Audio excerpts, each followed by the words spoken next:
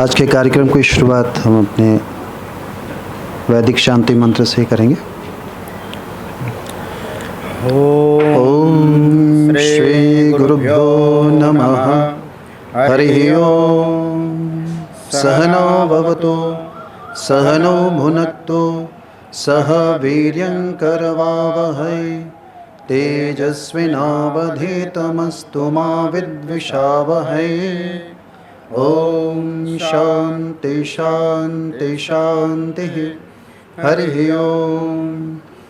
शन्नो मित्रः शं वरुणः शन्नो भवत्वर्यमा शन्न इंद्रो बृहस्पतिः शन्नो विष्णुरुक्रमः। नमो ब्रह्मणे नमस्ते वायो त्वमेव प्रत्यक्षं ब्रह्मासि त्वामेव प्रत्यक्षं ब्रह्म वदिष्यामि ऋतं वदिष्यामि सत्यं वदिष्यामि तन्मामवतु तद्वक्तारमवतु अवतु माम् अवतु वक्तारम्। ओम शांति शांति शांति। हरि ओम। भद्रं कर्णेभिः शृणुयाम देवाः भद्रं पश्येमाक्षभिर्यजत्राः स्थिरैरङ्गैस्तुष्टुवागुंसस्तनूभिः व्यशेम देवहितं यदायुः। स्वस्ति न इन्द्रो वृद्धश्रवाः स्वस्ति नः पूषा विश्ववेदाः स्वस्ति नस्तार्क्ष्यो अरिष्टनेमिः स्वस्ति नो बृहस्पतिर्दधातु। ओम शांति शांति शांति। हरि ओम। तच्छयोरावृणीमहे गातुं यज्ञाय गातुं यज्ञपतये दैवी स्वस्तिरस्तु नः स्वस्तिर्मानुषेभ्यः ऊर्ध्वं जिगातु भेषजं शन्नो अस्तु द्विपदे शञ्चतुष्पदे। ओम शांति शांति शांति। हरि ओम। पूर्णमदः पूर्णमिदं पूर्णात् पूर्णमुदच्यते पूर्णस्य पूर्णमादाय पूर्णमेवावशिष्यते। ओम शांति शांति शांति। हरि ओम। कार्यक्रम को आगे बढ़ाते हुए मैं पूजनीय सचिव महाराज जी से निवेदन करता हूं कि हम सभी की ओर से पूज्यपाद विष्णुपादानंद जी महाराज का स्वागत करें।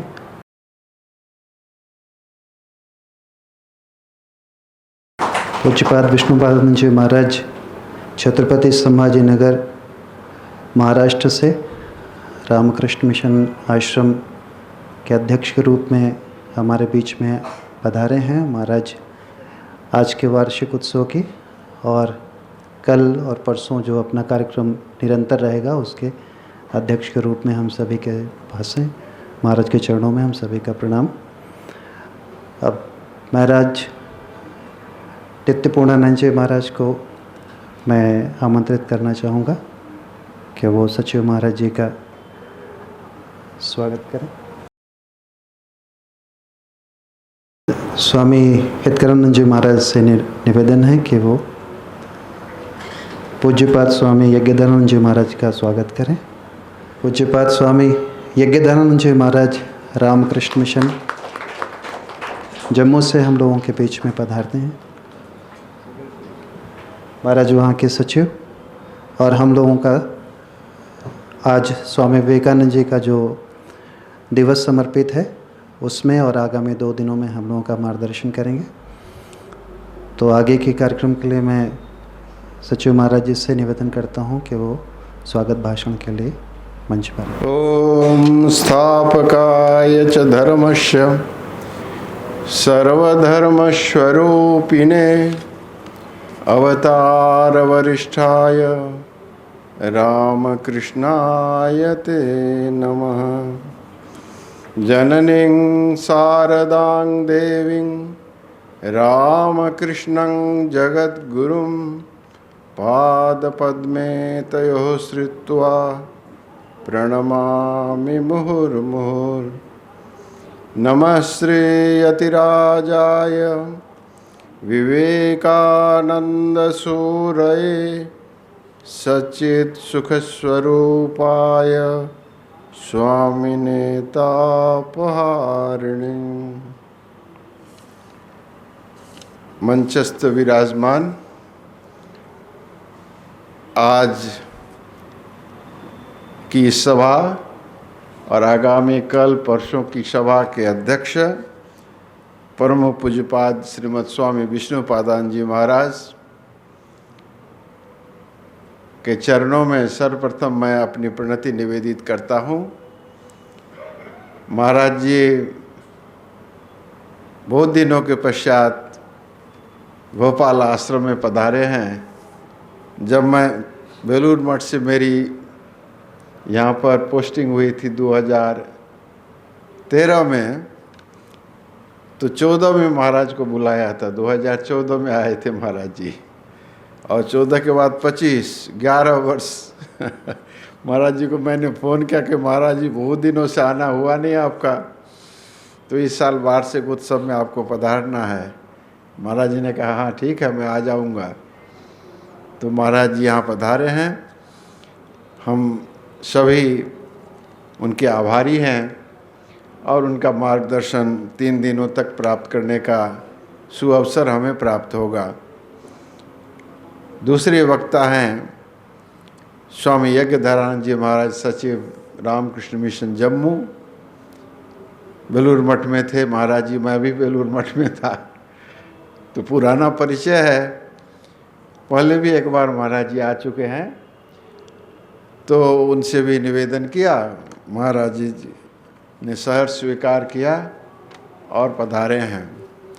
अभी हम लोग प्रतिवर्ष आश्रम के वार्षिक उत्सव का आयोजन प्रवचन के रूप में करते हैं। कोरोना काल में 2 वर्ष तक नहीं हो पाया, लेकिन पुनः इसका प्रारंभ हो चुका है। आज स्वामी विवेकानंद जी का दिवस, कल माँ का दिवस और परसों भगवान श्री रामकृष्ण देव का दिवस है। तीनों दिवस में ठाकुर माँ स्वामी जी के पावन अमृतमय जीवन और वाणी के संबंध में श्रवण करने का हम लोगों को सौभाग्य प्राप्त होगा। इसलिए आप सब लोगों का इसमें स्वागत है। हमारे गोस्वामी जी हैं, इंदुरिया जी हैं और बाकी सभी भक्तगण हैं। तो 3 दिनों तक ठाकुर माँ स्वामी जी के संबंध में चर्चा चलेगी। अब है कि जब महापुरुष इस धराधाम पर अवतीर्ण होते हैं तो उनका जीवन चरित्र बाह्य रूप से भिन्न भिन्न प्रकार के होता है जीवन चरित्र, लेकिन एक जो मूल सुर होता है, एक मूल उद्देश्य होता है उनके जीवन का। उनके जीवन और उनकी वाणी में यदि अवगाहन करें तो एक सामान्य वैशिष्ट्य हमें दिखाई देता है। और वह वैशिष्ट्य क्या है? उनके जीवन में आध्यात्मिक भाव और मानवीय भाव का एक अद्भुत समन्वय होता है। दैवी भाव और मानवीय भाव का अद्भुत समन्वय, आध्यात्मिक भाव का प्रकाश हमें दिखने को मिलता है। लेकिन उस आध्यात्मिक प्रकाश के साथ साथ उनके मानवीय भाव की शीतलता भी रहती है, जो संपूर्ण मानवता को शीतलता प्रदान करती है। हर महापुरुष के जीवन में ये 2 भाव रहते हैं। एक तो आध्यात्मिक उन्नति की ऊंचाई, साधना की गहराई, और उसके साथ साथ प्रत्येक मानव के लिए, प्रत्येक प्राणी के लिए संवेदना, सहानुभूति, करुणा का भाव। और इसीलिए उनके जीवन में आध्यात्मिक उन्नति के साथ साथ यह करुणा अद्भुत रूप से हमें दिखाई देती है और इसी करुणा के चलते उनका संपूर्ण जीवन त्याग और सेवा के लिए समर्पित होता है। सेवा को छोड़ करके उनके जीवन में और कुछ नहीं रहता है, स्वार्थ की गंध नहीं रहती है। ठाकुर माँ स्वामी जी के अद्भुत चरित्र का यदि आप लोग अध्ययन करें तो तीनों के चरित्र में हमें यही विशेषता दिखाई देती है कि देवी भाव और आध्यात्मिक भाव का अद्भुत मिलन। यह विशेषता ठाकुर माँ स्वामी जी के जीवन में विशेष रूप से लक्षित होता है। जब स्वामी शारदानंद जी महाराज श्री रामकृष्ण देव का जो जीवन ग्रंथ है लीला प्रसंग, श्री रामकृष्ण लीला प्रसंग, उसको जब उन्होंने लिखना प्रारंभ किया, उसकी रचना का शुभारंभ किया, तो उन्होंने सोचा कि इसको किस तरह से लिखा जाए। हमारे रामायण है, भागवत हैं, जो अवतार के चरित्र का चित्रण उसमें किया गया है, उसकी अपनी एक शैली है। अवतार के चरित्र की एक अद्भुत शैली होती है, और शैली क्या है, यह रामायण और भागवत ग्रंथ को पढ़ने से प्राप्त होता है। लेकिन स्वामी शारदानंद जी महाराज ने देखा कि रामायण और महाभारत में अवतार के चरित्र का चित्रण तो है, लेकिन उनके देवी भाव का चरित्र चित्रण अधिक है। मानवीय भाव का चरित्र चित्रण उतनी अच्छी तरह से नहीं किया गया। एक साधारण मानव की तरह ही उनके अंदर भी भावना होती है। कुछ कुछ मानवीय जो गुण हैं साधारण मानव के अंदर दिखाई देते हैं, वो अवतार के अंदर भी दिखाई देते हैं। लेकिन जब उनके चरित्र का चित्रण करने जाते हैं तो सोचते हैं वो तो अवतार पुरुष हैं, साधारण मानव के गुण उनके अंदर कैसे रहेंगे, तो साधारण मानव बन जाएंगे। इसीलिए मानवीय गुण का मानो उतना अधिक वर्णन नहीं किया गया।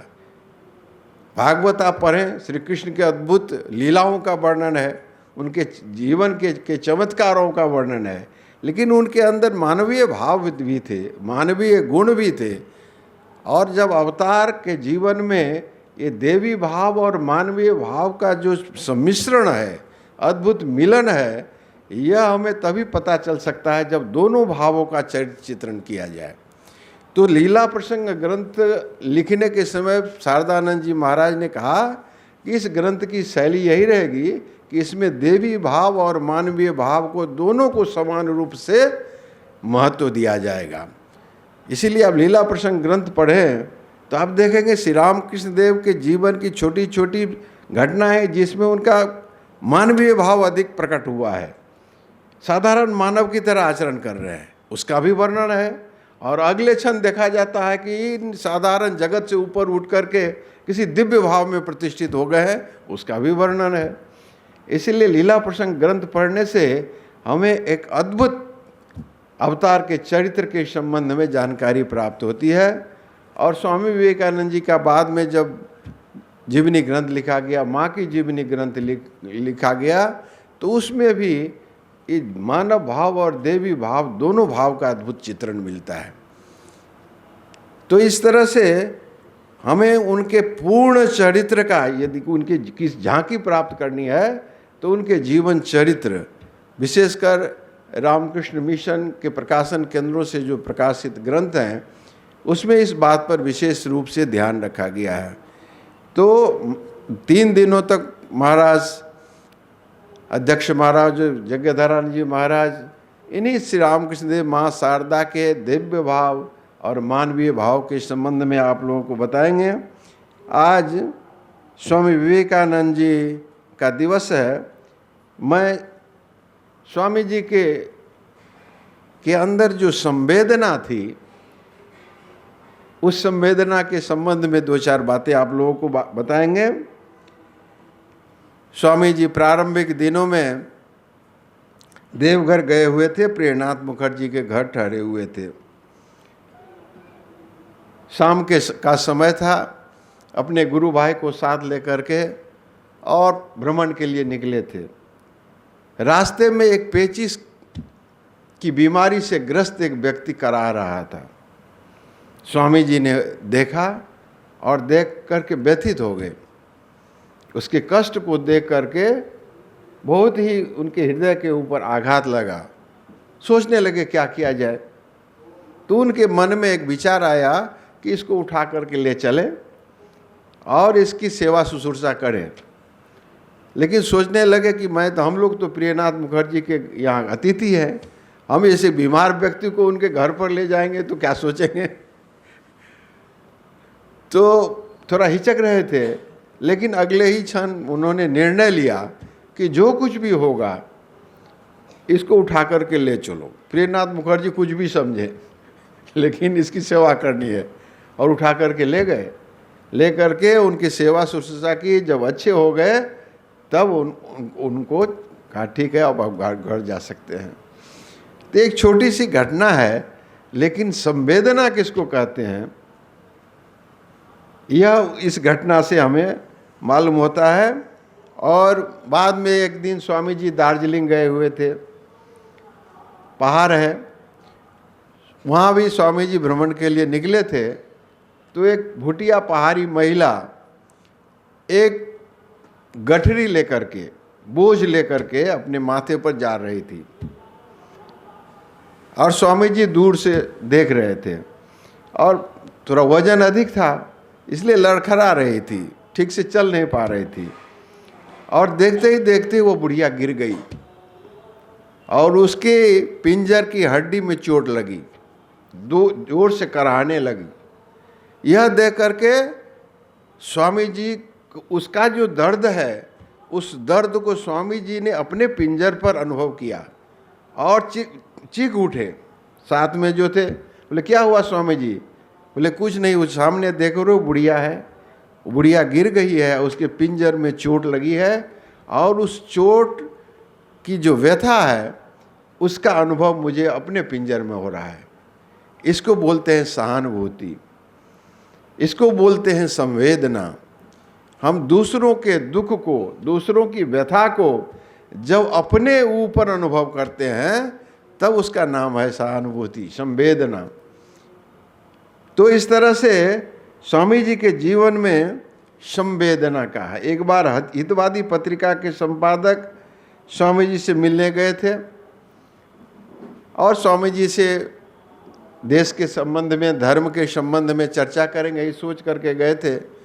लेकिन जब उनके पास गए तो स्वामी जी केवल देशवासियों का जो दुख है, दुर्दशा है, इसके बारे में ही बातें करते रहे, धर्म के बारे में कुछ बात नहीं किए। तो अंत में जब लौटने लगे, उनके साथ एक पंजाबी सज्जन थे। उन्होंने कहा कि हम लोग आए थे कि स्वामी जी से धर्म के संबंध में सुनेंगे। स्वामी जी ने तो धर्म के संबंध में एक शब्द भी नहीं कहा, केवल दुख दर्द की बातें ही बताते रह गए। तो स्वामी जी ने क्या कहा उस दिन का कि जब तक हमारे देश का एक कुत्ता भी भूखा रहेगा तब तक हमारा धर्म होगा उसे खिलाना और उसकी देखभाल करना। यह धर्म पुस्तकों में नहीं है, धर्म हमारी अनुभूति में है, हमारी सहानुभूति में है, हमारी संवेदना में है। यह धर्म, हम लोग सोचते हैं कि मंदिरों में ही केवल धर्म है, पहाड़ों जंगलों गुफाओं में ही केवल धर्म है। ऐसी बात नहीं है। धर्म हमारे जीवन में होना चाहिए। हमारे अंदर दूसरों के प्रति संवेदना और सहानुभूति का भाव होना चाहिए, तभी हम धर्म को समझ सकते हैं। एक दिन स्वामी जी बेलूर मठ में थे, रात गंभीर मध्य रात्रि का समय था और अचानक स्वामी जी ने सुना, स्वामी जी का जो कमरा है बेलूर मठ गंगा के किनारे है, माँ गंगा, वहाँ बहुत चौड़ी गंगा है। तो स्वामी जी अचानक मध्य रात्रि में सुनते हैं कि कोई बोल रहा है कि मुझे बचाओ, मुझे बचाओ। स्वामी जी अपने कमरे से निकल करके आए और बरामदे पर खड़े होकर के देखे कि गंगा की प्रबल धारा में कोई बहे जा रहा है, उसका जीवन संकट में है। तो स्वामी जी जोर से चिल्ला उठे, करे कोई है तो आओ उसको बचाओ। एक सन्यासी आया, क्या हुआ स्वामी जी? कोई देखो गंगा की धारा में कोई बहे जा रहा है, उसका जीवन संकट में है, उसको बचाओ। वो सन्यासी उस रात में गंगा की धारा में कूद गया बचाने के लिए, लेकिन इतनी धारा तेज थी बचा नहीं पाया, वह बह के चला गया। लेकिन स्वामी जी की जो संवेदना है यह देखने योग्य है। और उन्होंने क्या कहा उस समय कि इस व्यक्ति को अभी जो बचा लेगा उसकी मुक्ति अभी निश्चित है। तो ये है मुक्ति। हम खोजते हैं, कहाँ खोजेंगे? जंगलों में ही केवल मुक्ति नहीं होती है। मुक्ति मानव की सेवा करने से भी मुक्ति प्राप्त होती है, क्योंकि भगवान सभी के अंदर प्रतिष्ठित हैं, सबके अंदर भगवान। इसकी प्राण प्रतिष्ठा हमें नहीं करनी पड़ती है, भगवान स्वयं प्रतिष्ठित है प्रत्येक प्राणी के अंदर। तो इस तरह से एक बार बलराम बसु के घर पर स्वामी जी थे कलकत्ते में, और वेद की व्याख्या कर रहे थे। ब्रह्मचारी थे, साधु लोग बैठे थे, वेद की व्याख्या कर रहे थे। और गिरीश चंद्र घोष, स्वामी भगवान श्री रामकृष्ण देव भक्त भैरव कहते थे, गिरीश चंद्र घोष श्री रामकृष्ण देव के शिष्य, वे भी आए हुए थे, बैठे हुए थे, सुन रहे थे सब। कुछ देर के बाद गिरीश चंद्र घोष ने स्वामी जी से कहा, नरेंद्र नाथ, तो नरेन कहते थे, बहुत सीनियर थे उनसे भी, बोले नरेन, अभी देश की जो दुर्दशा है, देशवासी जो इतने दुख कष्ट में हैं, अनाहार से मर रहे हैं, अनावृत हैं, पहनने के वस्त्र नहीं हैं, महिलाओं की यह दुर्दशा है, तुम्हारे वेद वेदांत में क्या इसका कोई निदान है? क्या कोई समाधान है? जैसे ही स्वामी जी सुने, उनकी आंखों से अश्रु निकलने लगे और वेद पढ़ाना बंद हो गया। चुपचाप वहां से उठ करके कमरे में चले गए। उसके बाद गिरीश चंद्र घोष ने, स्वामी जी के शिष्य थे शरद चंद्र चक्रवर्ती, उनसे कहा, बांग्लादेश का, अभी तो बांग्लादेश उसमें पूर्व बंग, वहाँ के रहने वाले थे, तो स्वामी जी प्रेम से प्यार से बंगाल कहते उसे। बोले, अरे बंगाल, तुम्हारे गुरु को मैं इसीलिए नहीं मानता हूँ कि वह बहुत बड़ा विद्वान है, देश विदेश में उसकी प्रसिद्धि है, बल्कि उसे इसीलिए मानता हूँ कि उसके हृदय के लिए मानता हूँ। देखा, जब उन्होंने देश की दुर्दशा की बात सुनी, लोगों के दुख कष्ट की बात सुनी, तो सहन नहीं कर पाया और यहाँ से उठ करके अपने कमरे में चला गया। तो यह है स्वामी जी की संवेदना, सबके प्रति संवेदना। अपने जीवन के अंतिम दिनों में स्वामी जी बेलूर मठ में रहते थे। एक दिन स्वामी जी ने संथाल मजदूरों को भोजन कराया। मठ में काम करते थे वे लोग, तो उनको आमंत्रित किया भोजन के लिए, और स्वामी जी ने सारी व्यवस्था खुद देखी। अच्छा भोजन बनना चाहिए, स्वादिष्ट भोजन बनना चाहिए। और जब भोजन कराया जा रहा है, स्वामी जी ने अपने हाथ से परोसकर सबको खिलाया, और वे लोग खा करके बड़े तृप्त हुए क्योंकि अच्छा सुस्वादु भोजन बना था। तो उस सरदार जो था, वह स्वामी जी से कहते कि अरे बाप, तुमने ऐसा सुस्वादु सुंदर भोजन कहाँ से लाया? हमने जीवन भर ऐसा भोजन कभी ग्रहण नहीं किया। तो जो साधारण व्यक्ति है, मानव है, उनकी सेवा करने से उनको कितना आनंद प्राप्त होता है। आज जब हम दूसरों को आनंद देते हैं, तो प्रतिदान में हमारे अंदर आनंद का फुहारा उठता है। हमें तभी आनंद होता है जब दूसरों के चेहरा पर, दूसरे की आंखों में खुशी की लहर देख पाए। तो स्वामी जी बड़े प्रसन्न हुए और उपस्थित साधु ब्रह्मचारियों से उन्होंने कहा कि देखो, तुम यदि इन लोगों की सेवा कर सको, इनको यदि आनंद दे सको, तो समझूंगा कि तुम्हारा संन्यास लेना सफल और सार्थक हुआ है। केवल संन्यास लेने से नहीं होगा, सेवा, सन्यासी का आदर्श है सेवा। अपना संपूर्ण जीवन दूसरों की सेवा में समर्पित कर देना, यह है सन्यासी का आदर्श। और यह तभी संभव है जब हमारे अंदर दूसरों के प्रति संवेदना का भाव हो। बिना संवेदना का हम कुछ भी नहीं कर सकते हैं। स्वामी जी कहते हैं कि जीवन भर इतनी तपस्या करके मैंने यही समझा है कि जीव जीव में वे प्रतिष्ठित हैं। बहुरूपों में खड़े तुम्हारे आगे और कहाँ खोजते हो इस व्यर्थ खोज। जीव सेवा की, जीव प्रेम की सेवा पाते जगदीश। ईश्वर को हम कहाँ खोजेंगे? तो हमारे सामने प्रत्येक मनुष्य के रूप में, प्रत्येक प्राणी के रूप में है। उनकी यदि सेवा कर सके तो वह ईश्वर की सेवा है, ईश्वर की आराधना है, ईश्वर की पूजा है। तो हमारे जीवन में यह जो आध्यात्मिकता है, इस आध्यात्मिकता के साथ मानवीयता का सम्मेलन होना चाहिए। हम दूसरों के अंदर, मनुष्य के अंदर ईश्वर को देखें और उसकी सेवा करें, उसके प्रति हमारी संवेदना रहे, हमारी सहानुभूति रहे। स्वामी विवेकानंद जी एक आध्यात्मिक महापुरुष थे, सिद्ध महापुरुष थे, लेकिन वे अपने देश भारतवर्ष से अत्यधिक प्रेम करते थे।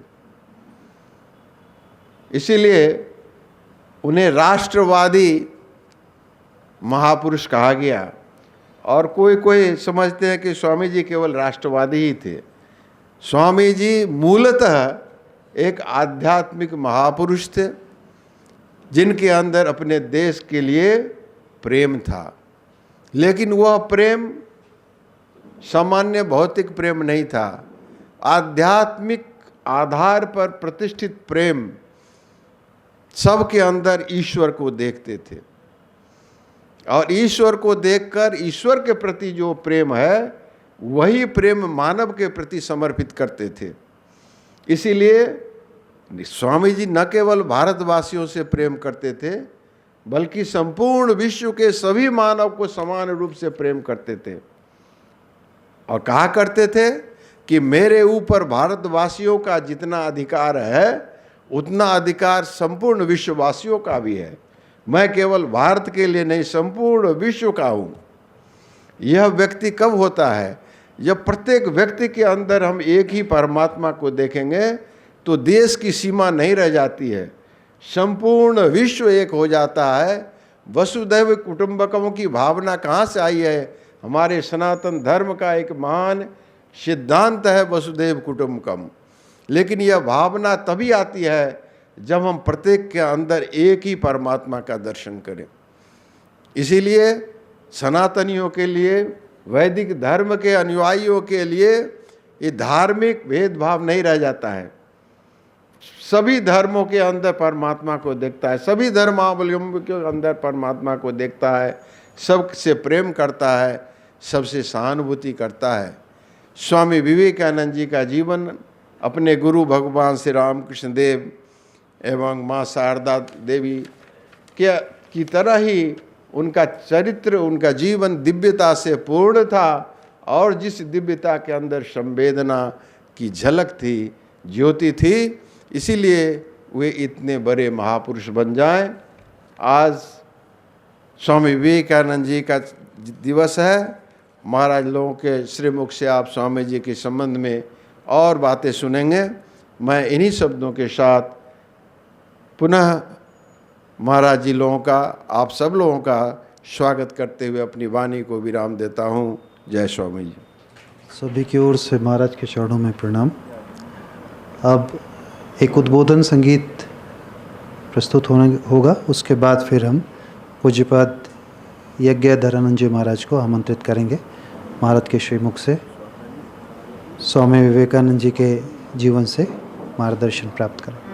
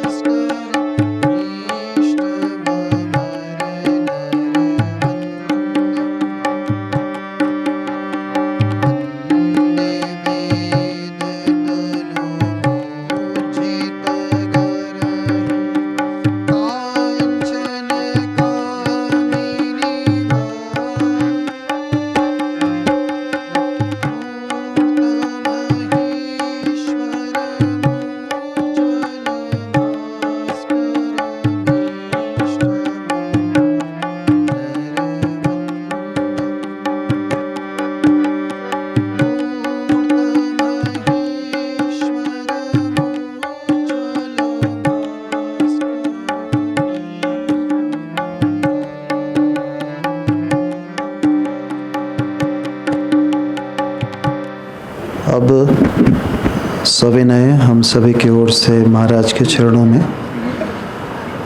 धर्मंजय महाराज सचिव रामकृष्ण मिशन जम्मू से हम लोगों के बीच में पधारे हैं। महाराज से हम अनुरोध करते हैं कि स्वामी विवेकानंद जी के जीवन और संदेश के विषय में हमारा मार्गदर्शन करें। महाराज। ओम परतत्वे सदा लीनो रामकृष्ण समाज्ञया यो धर्म स्थापन रतो वीरेशं तं नमाम्यहम्। सर्वप्रथम तो श्री रामकृष्ण देव, माँ शारदा और स्वामी विवेकानंद जी के चरणों में प्रणाम निवेदन करता हूँ। तत्पश्चात मंच पर उपस्थित आदरणीय स्वामी विष्णुपादानंद जी, स्वामी नित्य ज्ञानानंद जी और उसी प्रकार सभा में उपस्थित स्वामी नित्य पूर्णानंद जी के चरणों में अपनी प्रणति निवेदन करता हूँ। उपस्थित अन्य जो कनिष्ठ अनुज प्रतिम सन्यासी वृंद है, उन्हें अपना स्नेह प्रदर्शित करते हुए और उपस्थित भक्त वृंद, विशेषकर छात्र और जो युवा उपस्थित है, उन सभी को अपना यथायोग्य अभिवादन प्रेषित करते हुए आज श्री रामकृष्ण मिशन आश्रम भोपाल द्वारा आयोजित इस वार्षिक उत्सव के अवसर पर जो 3 दिवसीय कार्यक्रम रखे गए हैं, उसके प्रथम दिवस पर स्वामी विवेकानंद जी के जीवन और उपदेशों को स्मरण करेंगे, उनका थोड़ा चिंतन करेंगे। और मैं स्वामी नित्य ज्ञानानंद जी का विशेष रूप से आभारी हूँ, सिर्फ इसलिए नहीं कि उन्होंने यहाँ निमंत्रित कर और आप लोगों के साथ कुछ विचार साझा करने का अवसर प्रदान किया, वरन इसलिए भी कि मैं जो 2-4 बातें आप लोगों के समक्ष रखना चाहता हूँ, उसके लिए उन्होंने एक बड़ी सुंदर भूमिका प्रस्तुत कर दी। आज जब हम विवेकानंद जी को स्मरण करते हैं तो एक बात हम सभी जानते हैं, विदेशों में जो चिंतनशील व्यक्ति है उनकी बात यदि हम छोड़ भी दें, हमारे इस देश में भी आप पूर्व से लेकर पश्चिम तक, उत्तर से लेकर दक्षिण तक आप कहीं भी चले जाइए, शायद ही कोई ऐसा व्यक्ति मिलेगा जिसने विवेकानंद का नाम नहीं सुना हो। विवेकानंद के बारे में विशेष भले कुछ नहीं जानते हो, परंतु विवेकानंद जी के नाम से अधिकांश लोग परिचित मिलते हैं। और यह सिर्फ इसलिए नहीं कि विवेकानंद जी एक सन्यासी थे। मूलतः देखा जाए तो विवेकानंद का व्यक्तित्व इतना बहुआयामी था कि उसमें विभिन्न व्यक्तियों को, विभिन्न स्तर के व्यक्तियों को अपने आदर्श की खोज मिल जाती है। सिर्फ सन्यासी के रूप में ही यदि हम देखें तो अभी अभी जैसे नित्य ज्ञानानंद जी ने महाराज ने बताया कि वे एक राष्ट्रवादी सन्यासी के रूप में भी जाने जाते हैं। उन्हें योद्धा सन्यासी भी कहा जाता है। एक पुस्तक ही है, मुझे लगता है संभवतः हिंदी के एक प्रतिष्ठित लेखक रहे हैं हंसराज रहबर जी, उन्होंने एक पुस्तक ही लिखी है योद्धा सन्यासी। विदेशों में थे, साइक्लोनिक मॉन्क की संज्ञा उन्हें दी गई थी। राष्ट्रवादी सन्यासी के रूप में उन्हें जाना जाता है। तो एक सन्यासी के रूप में ही देखिए उनके कितने आयाम हमें मिल जाते हैं। परंतु जिन्हें सन्यास में रुचि नहीं है, ऐसे व्यक्ति भी विवेकानंद को चाहें तो एक उत्तम वक्ता के रूप में तो याद कर ही सकते हैं। हम जानते हैं एक विदेशी मनीषी है जिन्होंने विवेकानंद का पठन स्वामी विवेकानंद के अंतर्धान होने के करीब 30 वर्षों के उपरांत किया होगा। वे भी कहते हैं कि विवेकानंद को मैं 30 वर्षों के अंतराल के बाद पढ़ता हूँ, फिर भी मानो ऐसा लगता है कि उनकी वाणी के माध्यम से मेरे शरीर में विद्युत का प्रवाह संचारित हो रहा हो। तो सिर्फ एक सन्यासी ही नहीं, एक वक्ता के रूप में भी वे अपनी अमिट छाप छोड़ते हैं। बल्कि देखा जाए तो विश्व के समक्ष स्वामी विवेकानंद परिचित ही तब हुए जब वे शिकागो के धर्म महासम्मेलन में एक वक्ता के रूप में हिंदू धर्म को प्रतिष्ठित करते हैं। तो एक वक्ता के रूप में वे जाने जाते हैं, एक लेखक के रूप में उनका परिचय है। उन्होंने स्वयं कुछ पुस्तकें लिखी है और सिर्फ लेखक यानी लेखक में भी यदि देखा जाए तो वे पद्य भी लिखते थे, गद्य भी लिखते थे। संगीतज्ञ के रूप में देखें तो वे एक सुप्रतिष्ठित गायक थे, शास्त्रीय संगीत का उन्हें ज्ञान था। और सामान्य गायक नहीं, जिनका गाना सुनकर, जिनका भजन सुनकर श्री रामकृष्ण देव जैसे व्यक्ति समाधि में चले जाते हों, उस व्यक्ति को आप क्या ही कहेंगे। तो न वे सिर्फ गायक थे, बल्कि संगीत के क्षेत्र में देखा जाए तो वे वाद्य यंत्रों के भी ज्ञाता थे, स्वयं वाद्य यंत्र बजा भी सकते थे। उस समय के युग में खेल को एक उतनी प्रतिष्ठा नहीं थी। हम लोगों के बचपन तक भी हम सुनते थे कि खेलोगे कूदोगे बनोगे खराब, पढ़ोगे लिखोगे तो बनोगे नवाब। तो हमसे भी करीब 100 वर्ष पहले स्वामी विवेकानंद का जन्म हुआ था, परंतु उनकी जीवनी को यदि बारीकी से पढ़ा जाए तो अपनी युवावस्था में वे बहुत एक अच्छे खिलाड़ी भी थे। उनके जीवन को और भी विशेष रूप से देखा जाए तो वे एक बहुत उत्तम रूप से भोजन बनाने में भी विशेषज्ञ थे। आजकल के ज़माने में तो एक बहुत अच्छा प्रोफेशन माना जाता है, मास्टर शेफ जैसी प्रतियोगिताएं होती है।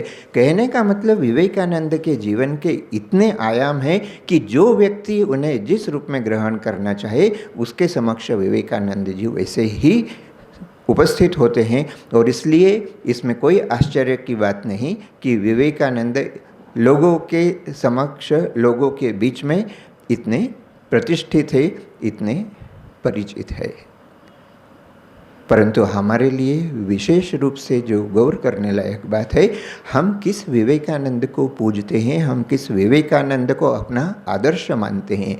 आज के समय में तो भारत सरकार ने विवेकानंद को एक युवाओं के आदर्श के रूप में प्रतिष्ठित कर रखा है।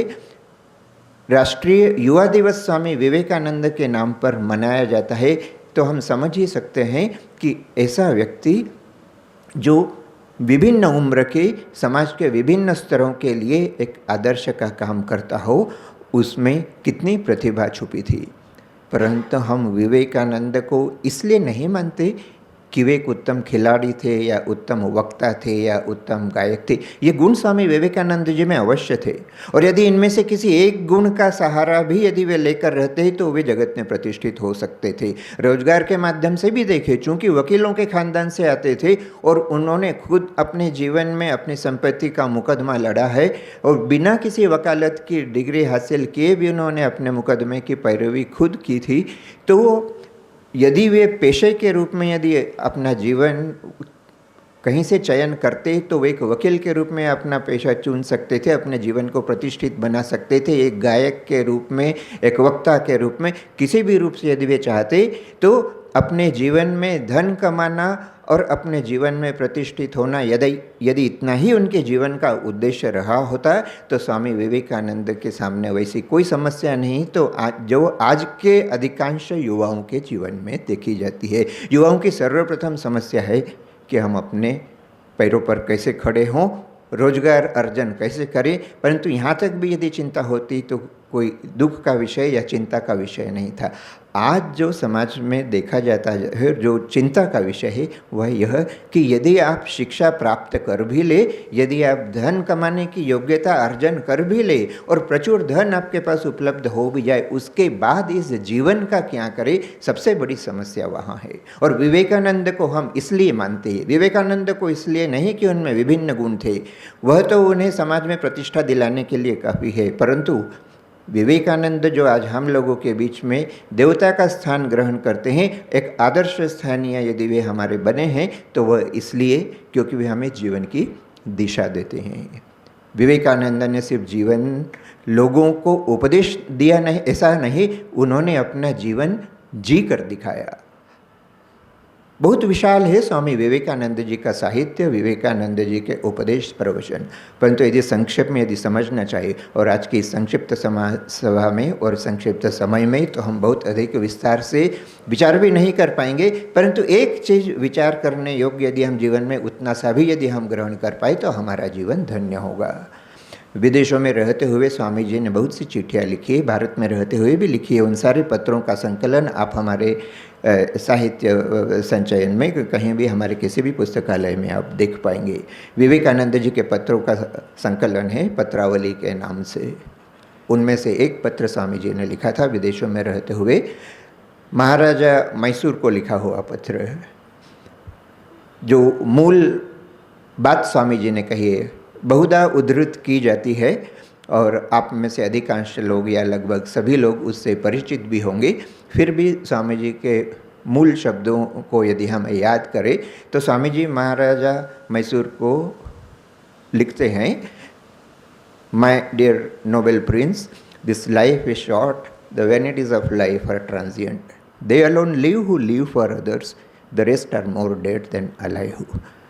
प्रिय महाराजा, यह जीवन क्षण भंगुर है, इस जीवन की चकाचौंध क्षणस्थायी है। वे ही जीते हैं जो दूसरों के लिए जीते हैं, बाकी तो सब जीते हुए भी मुर्दे के समान है, जीते हुए भी मानो मृत प्राय है।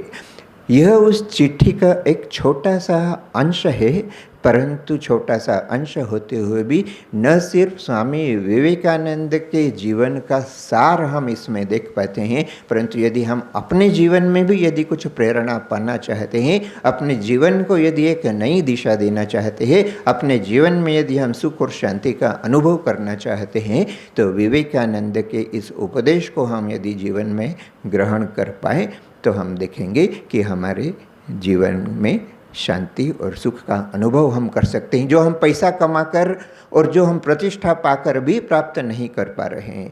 आज समाज में एक तरफ ऐसे लोग बहुत से मिल जाएंगे जिनके पास रोजगार के साधन उपलब्ध नहीं है, परंतु जिनके पास रोजगार के साधन उपलब्ध है उनके जीवन में और भी अधिक अशांति देखी जाती है।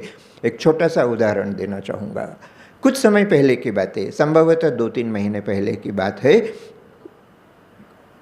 टीवी वगैरह तो हम देखते नहीं, परंतु अखबार के माध्यम से पता चला एक मध्यम वर्गीय युवक अपने बलबूते पर शिक्षा ग्रहण करता है और आजकल का जो एक बहुत ही संभाव्य एक प्रतिष्ठित क्षेत्र है आईटी के क्षेत्र में, वह बहुत अच्छी नौकरी करने लगता है, अच्छा पैसा भी कमाता है।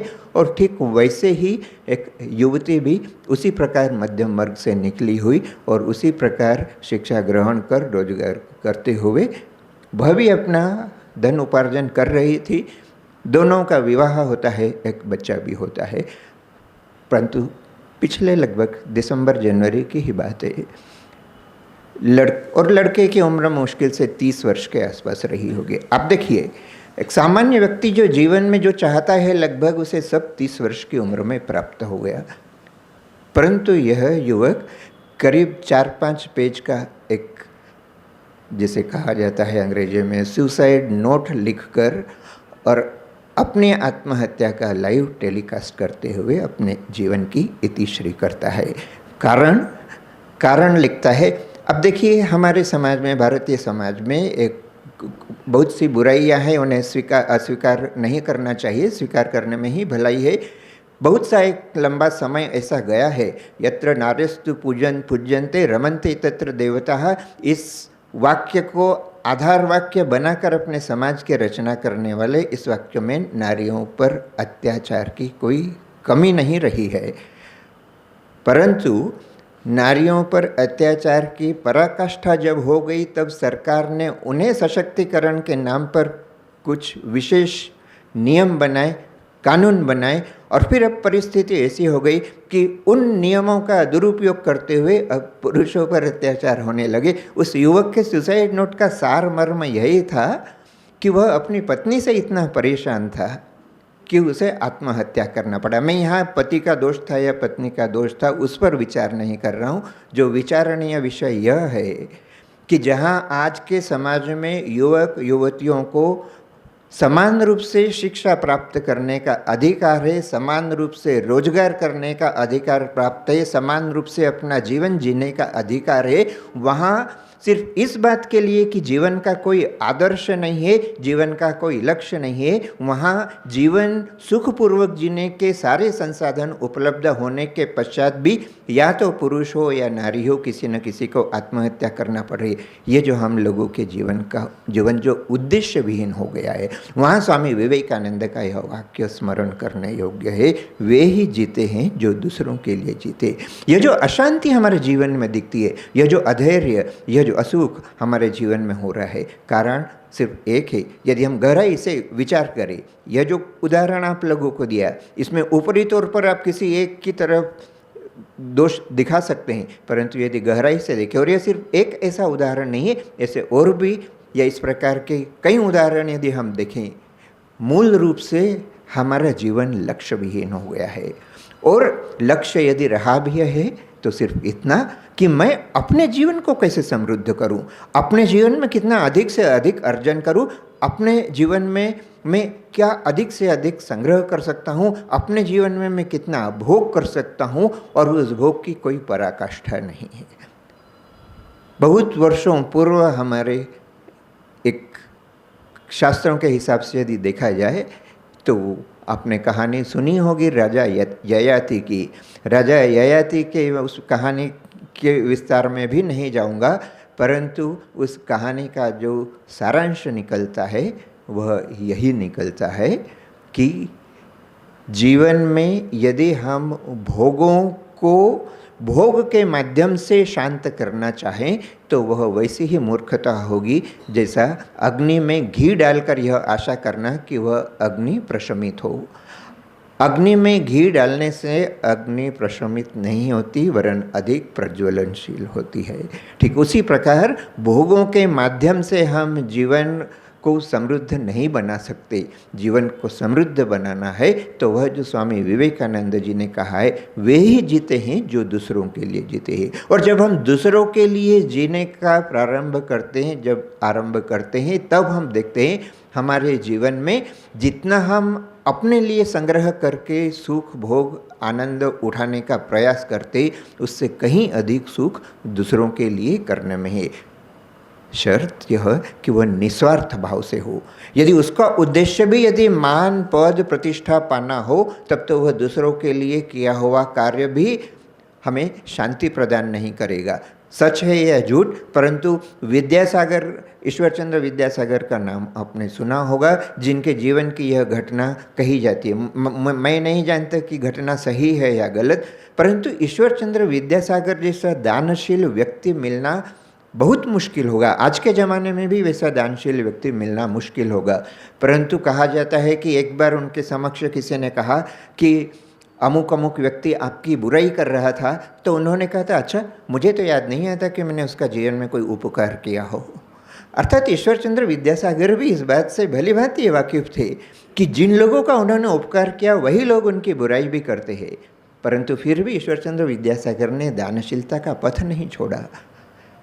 कहने का तात्पर्य, यदि आप दूसरों के लिए भी कार्य करते हैं, परंतु उसमें यदि यह स्वार्थ सूक्ष्म रूप से भी यदि यह स्वार्थ आपको छुपा हुआ है कि उससे मेरा मान बढ़ेगा, प्रतिष्ठा बढ़ेगी, लोग मुझे दानवीर के रूप में पहचानेंगे, तो वह बहुत बड़ी भूल होगी। जब तक निस्वार्थ रूप से दूसरों के लिए हम जीवन नहीं जिए, तब तक जीवन में वो सच्ची शांति प्राप्त करना असंभव ही होगा। और विवेकानंद का जीवन यदि हम देखें, स्वामी नित्य ज्ञानानंद जी ने उसी बात को कहा जिस बात को हम कहने का प्रयास कर रहे हैं। स्वामी विवेकानंद के जीवन के अनुसार यदि हम जीवन का गठन करना चाहे, स्वामी जी हमें शारीरिक, प्रत्येक व्यक्ति के समक्ष उन्होंने यह आदर्श रखा था कि प्रत्येक को शारीरिक रूप से सक्षम होना चाहिए, मानसिक रूप से मजबूत होना चाहिए और आध्यात्मिक रूप से भी उन्नत होना चाहिए। अब आज के युग में हम विवेकानंद को जाने या न जाने, जो विवेकानंद का जिसने कभी नाम नहीं सुना हो, जिसने पठन नहीं किया हो, वह भी इस सामाजिक प्रथा को कहिए या आजकल का जो फैशन है या जागरूकता, किसी भी नाम से आप देखिए, आजकल देखा जाता है कि शारीरिक रूप से स्वयं को स्वस्थ रखने के प्रति व्यक्ति बहुत सचेतन हो गया है। हम लोग तो कम से कम बचपन में जितना देखते थे, आज के युग के बच्चों को यदि हम देखें और सिर्फ बच्चों को, नौजवानों को ही नहीं, जिनकी उम्र अधिक हो गई है ऐसे व्यक्ति भी स्वास्थ्य के प्रति सचेतन दिखते हैं। तो शारीरिक स्वस्थता के प्रति समाज में जागरूकता फैली, यह बहुत अच्छा लक्षण है, परंतु मानसिक रूप से हम उतने मजबूत अभी भी नहीं हुए। और यही कारण है कि समाज में छोटी छोटी बातों पर आत्महत्या, छोटी छोटी बातों पर किसी का खून हो जाना, छोटी छोटी बातों पर आपस में परिवार में भी कलह हो जाना, यह बहुत आम बात हो गई है। यह सिर्फ इसलिए कि मानसिक रूप से हम अभी भी स्वस्थ नहीं हुए। परंतु उसके लिए भी कहीं ना कहीं सचेतन रूप से प्रयास तो चलते ही रहते। जो मूल कमी अभी भी हमारे अंदर रह जाती है वह आध्यात्मिक विकास की, वह हमारे हृदय के विकास की। नित्य ज्ञानानंद जी ने हमें बताया कि किस प्रकार से गिरीश चंद्र घोष स्वामी विवेकानंद के समक्ष जब उपस्थित होते हैं और वह वेद पढ़ाने वाली घटना के माध्यम से उन्होंने बताया कि उन्होंने विवेकानंद को इसलिए पसंद नहीं किया था कि वे विद्वान थे, विवेकानंद को वो इसलिए मानते थे कि विवेकानंद का हृदय इतना संवेदनशील था, जो दूसरों के लिए विचार करता था, दूसरों के लिए उसमें अनुभव करने की क्षमता थी। और यही बात हमें स्वामी विवेकानंद जी से सीखना चाहिए। वे जिस संवेदनशीलता की बात कर रहे थे, उस संवेदनशीलता का यदि हम क्रम विकास देखें, स्वामी विवेकानंद जी के जीवन में बचपन, विवेकानंद तो बाद में हुए थे, नरेंद्र भी बाद में था। जो छोटा बिले, जो बड़ी मुश्किल से अभी चलना ही सीखा है, उस बालक बिले के जीवन में भी हम देखें तो क्या दिखाई देता है। छोटे से बालक को किसी उपलक्ष्य पर माँ ने एक छोटा सा नया कपड़ा पहनाया है, जिसे हम धोती कहते हैं। छोटी सी धोती उसे पहनाई किसी उत्सव के अवसर पर, और माँ अपने काम में लग गई। यह बालक छोटा नया कपड़ा पहनकर और आनंद से घर में किलकारी मारते हुए घूम रहा है, और दरवाजे पर कोई एक भिखारी आता है, एक कोई याचक आता है, और वह जब कुछ याचना करता है, यह छोटा बालक अपने शरीर का वह छोटा सा टुकड़ा, वह जो वस्त्र था, उस वस्त्र को खोलकर और उसे दे देता है। और इस देने में उसे कितना आनंद है, वह देने से जो आनंद की अनुभूति हुई है, यह मानो एक नशा सा उसके जीवन में हो गया कि उसके बाद से जो भी याचक घर में उपस्थित होता है, बालक उठाकर घर में जो भी चीज़ उसके हाथ में आती है उसे उठा कर देता है। घर के लोग परेशान हो गए, परेशान होकर इस बच्चे को ऊपरी तल पर एक कमरे में बंद कर दिया, परंतु वहाँ भी वे बच्चे को रोक नहीं पाए। वह अब खिड़की में से जो भी कुछ सामान उससे संभव हुए वह खिड़की में से फेंके। कहने का मतलब कि बचपन से ही उसके मन में यह दूसरों के लिए जीने की जो प्रेरणा थी वह काम करने लगी थी। और भी यदि हम आगे देखें, और थोड़ा सा बड़ा हुआ बालक, एक घटना जीवन में हम देखते हैं कि संभवतः 8-10 वर्ष की उम्र भी रही होगी या नहीं, और बाजार से आ रहे थे, जा रहे थे, पर रास्ते में उन्होंने देखा कि अचानक शोर सुनाई देता है। पता चला एक घोड़ा गाड़ी बड़े वेग से आ रही है, चालक का घोड़ों पर नियंत्रण नहीं रहा है, और रास्ते में एक छोटा सा नन्हा सा बालक खड़ा है। बाकी सारे लोग तमाशा देख रहे हैं, चिल्ला रहे हैं, उस बालक को बचाने के लिए गुहार लगा रहे, परंतु कोई भी आगे नहीं बढ़ता। परंतु यह जो किशोर है, यह जो बालक है नरेंद्र, यह दौड़ते हुए जाता है और उस बच्चे को उठाकर एक तरफ ले जाता है, अपने जीवन की बाजी लगाकर। अभी भी उसे उतनी संसार की पूर्ण समझ नहीं है, परंतु वे ही जीते हैं जो दूसरों के लिए जीते हैं। यह उसने अपने बचपन से मूल मंत्र उसने सीख लिया है। और भी आगे चलते हैं, इस प्रकार की और भी अनेक घटनाएं दिख जाएगी, परंतु हम थोड़ा आगे बढ़कर देखें। युवावस्था में जब सत्य की खोज करते हुए उन्हें आध्यात्मिक गुरु की आवश्यकता हुई, और दैव योग कहिए या किसी भी प्रकार से रामकृष्ण परमहंस के संपर्क में वे आते हैं। कुछ वर्ष रामकृष्ण के संपर्क में आने के पश्चात जब उन्हें पूर्ण रूप से विश्वास हो गया कि यह व्यक्ति सामान्य आध्यात्मिक व्यक्तियों से कहीं अधिक अलग है, जीवन में जो प्रश्न उन्हें किसी के सामने भी जिसका जवाब जिसका उत्तर उन्हें प्राप्त नहीं हुआ था, वे प्रत्येक आध्यात्मिक व्यक्ति से जाकर पूछते थे कि क्या आपने ईश्वर को देखा है। कोई भी व्यक्ति उसका ठीक समाधान नहीं कर पाया था। एकमात्र रामकृष्ण परमहंस थे जिन्होंने युवा नरेंद्र के इस प्रश्न का समाधान ही नहीं दिया था, वरन यह वादा भी किया था कि यदि वे उसके बताए अनुसार चले तो स्वयं नरेंद्र को भी वे ईश्वर दर्शन करा सकते हैं। और यहाँ से यह जो रामकृष्ण देव के प्रति श्रद्धा का भाव उनके मन में आता है, नरेंद्र जैसा व्यक्ति आसानी से अपने का शिष्य बना ले यह संभव ही नहीं था। और इसलिए वे रामकृष्ण देव की भी विभिन्न स्तरों पर परीक्षा करते हैं। उस परीक्षा के दौरान ही जब उनके मन में रामकृष्ण देव के प्रति पूर्ण श्रद्धा का उदय हो जाता है, जीवन के अंतिम समय की बातें। वैसे तो विवेकानंद यानी नरेंद्र और रामकृष्ण देव का संपर्क मुश्किल से 4-4.5 वर्षों का ही रहा होगा, परंतु उस अल्प समय में भी जब मन से वे श्री रामकृष्ण देव को अपना गुरु मान चुके थे। आप लौकिक दृष्टि से यदि देखिए, रामकृष्ण परमहंस जब एक गंभीर बीमारी से आक्रांत होते हैं, उस समय के युग में तो चिकित्सा शास्त्र भी उतना उन्नत नहीं था, परंतु उन्हें जो बीमारी हुई उस बीमारी से एक बात तो स्पष्ट थी, लोगों के मन में यह धारणा थी कि वह छूत की बीमारी है और वे कुछ खा पी नहीं सकते थे। बीमारी इतनी विकट थी कि बोलना भी उनके लिए संभव नहीं था, करवट बदलना भी संभव नहीं था और वे कुछ खा भी नहीं सकते थे। बड़ी मुश्किल से कुछ तरल पदार्थ मात्र वे ग्रहण कर सकते थे, परंतु बहुत बार जो वह तरल पदार्थ ग्रहण करते समय भी वह मुंह से बाहर आ जाता था। और ऐसे ही समय में जब उन्हें चिकित्सा की विशेष आवश्यकता थी, आप कल्पना करके देखिए, आज हम पुस्तकों में पढ़ते हैं, एक उपन्यास के समान पढ़कर हम उसे छोड़ देते हैं। उस समय उनके जो तथाकथित गृही शिष्य थे या जो परवर्ती काल में जो सन्यासी शिष्य हुए, वे भी उनकी सेवा के लिए मन से उतने रूप से उतनी गहराई से जुड़ नहीं पा रहे थे। नरेंद्र क्या करते हैं? नरेंद्र जब देखते हैं कि लोगों के मन में इस बीमारी के प्रति, यानी सामान्य लोगों की तो बात छोड़ दीजिए, जो रामकृष्ण देव के पास सिर्फ कुछ इसी आशा से आते थे कि वे उच्च कोटि के आध्यात्मिक व्यक्ति हैं, उनके आशा आज भी लोगों के पास आध्यात्मिक व्यक्तियों के पास भीड़ इसीलिए होती है, उन्हें लगता है कि ये हमारे जीवन में कुछ परिवर्तन कर देंगे, हमारे जीवन में धन संपत्ति ऐश्वर्य इत्यादि ला देंगे। ऐसी आशा लेकर श्री रामकृष्ण देव के पास भी जो जाते थे, उन्होंने देखा कि जो व्यक्ति स्वयं बीमार है, अपनी बीमारी का उपचार नहीं कर पा रहा है, तो ऐसे व्यक्ति तो उन्हें तभी छोड़कर चले गए थे। परंतु जिन्हें सचमुच श्री रामकृष्ण देव के प्रति भक्ति थी, उनके मन में भी कहीं न कहीं संदेह था। उस संदेह का निरसन करने के लिए विवेकानंद किस हद तक जा सकते थे?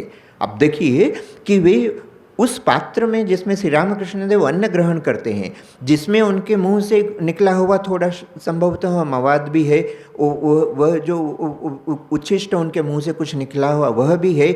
और जब नरेंद्र देखते हैं कि बाकी शिष्यों के मन में, बाकी गृहस्थ भक्तों के मन में भी श्री रामकृष्ण देव की सेवा के प्रति कुछ संकोच है, श्री रामकृष्ण देव उस पात्र का जो संपूर्ण ग्रहण अन्न था वे स्वयं उसका पान कर लेते हैं सबके सामने। यह कितनी उच्च पराकाष्ठा है! यह सिर्फ श्रद्धा और भक्ति का ही एकमात्र उदाहरण नहीं है, वो जो स्वामी विवेकानंद के जीवन का मूल मंत्र था वे ही जीते हैं जो दूसरों के लिए जीते। यदि उन्होंने अपने जीवन में किसी को आदर्श माना है तो उस आदर्श के लिए यदि उन्हें अपने जीवन का भी यदि उत्सर्ग करना पड़े तो वे उससे पीछे हटने वाले व्यक्ति नहीं थे। यह दूसरों के लिए जीवन जीने का उदाहरण स्वामी विवेकानंद ने सिर्फ एक किसी महाराजा को लिखकर नहीं छोड़ दिया, अपने जीवन में प्रति पल प्रति मुहूर्त स्वामी विवेकानंद उस आदर्श को जीते हैं और इसलिए हम स्वामी विवेकानंद की पूजा करते हैं। आप और भी आगे चलकर देखिए, जब विवेकानंद अपनी आध्यात्मिक उन्नति के लिए, जो गुरु का देहावसान हो गया, गुरु ने अपना शरीर त्याग दिया है, निर्विकल्प समाधि का अनुभव विवेकानंद को हो चुका है, परंतु फिर भी उस समाधि को वे अपनी संपत्ति बनाना चाहते हैं। वे हिमालय में जाते हैं, वे किसी निर्जन गुहा में बैठना चाहते हैं, वे किसी निर्जन स्थान पर वन में जंगल में कहीं बैठकर निर्विकल्प समाधि अपने आप में जीवन में प्रतिष्ठित करना चाहते हैं, परंतु बार बार उन्हें लौट कर आना पड़ता है समाज में। और लौट कर आने का एक ही कारण है, कोई उनका गुरु भाई बीमार होता है या इस प्रकार की किसी एक घटना होती है जहाँ दूसरों के प्रति उन्हें मन में आता है कि मेरी आवश्यकता समाज को अधिक है। वे अपनी उस तथाकथित आध्यात्मिक यात्रा को स्थगित करके लौट आते हैं और अंततः जब वे भारत भ्रमण का भी निश्चय करते हैं, अब देखिए गाजीपुर में वे पवाहारी बाबा से मिलते हैं। पवाहारी बाबा ऐसे व्यक्ति थे जो लगभग कोई आहार ही नहीं करते थे, इसलिए लोगों को लगता था कि वे पवन यानी हवा का ही आहार करते हैं। वहाँ से उनका नाम पवन आहारी से होकर पवाहारी हुआ। विवेकानंद के जीवन का वह एक बहुत बड़ा एक संघर्ष था जब वे पवाहारी बाबा को अपना गुरु बनाना चाहते, परंतु वह प्रसंग अलग है, हम उसके विश्लेषण में नहीं जाएंगे।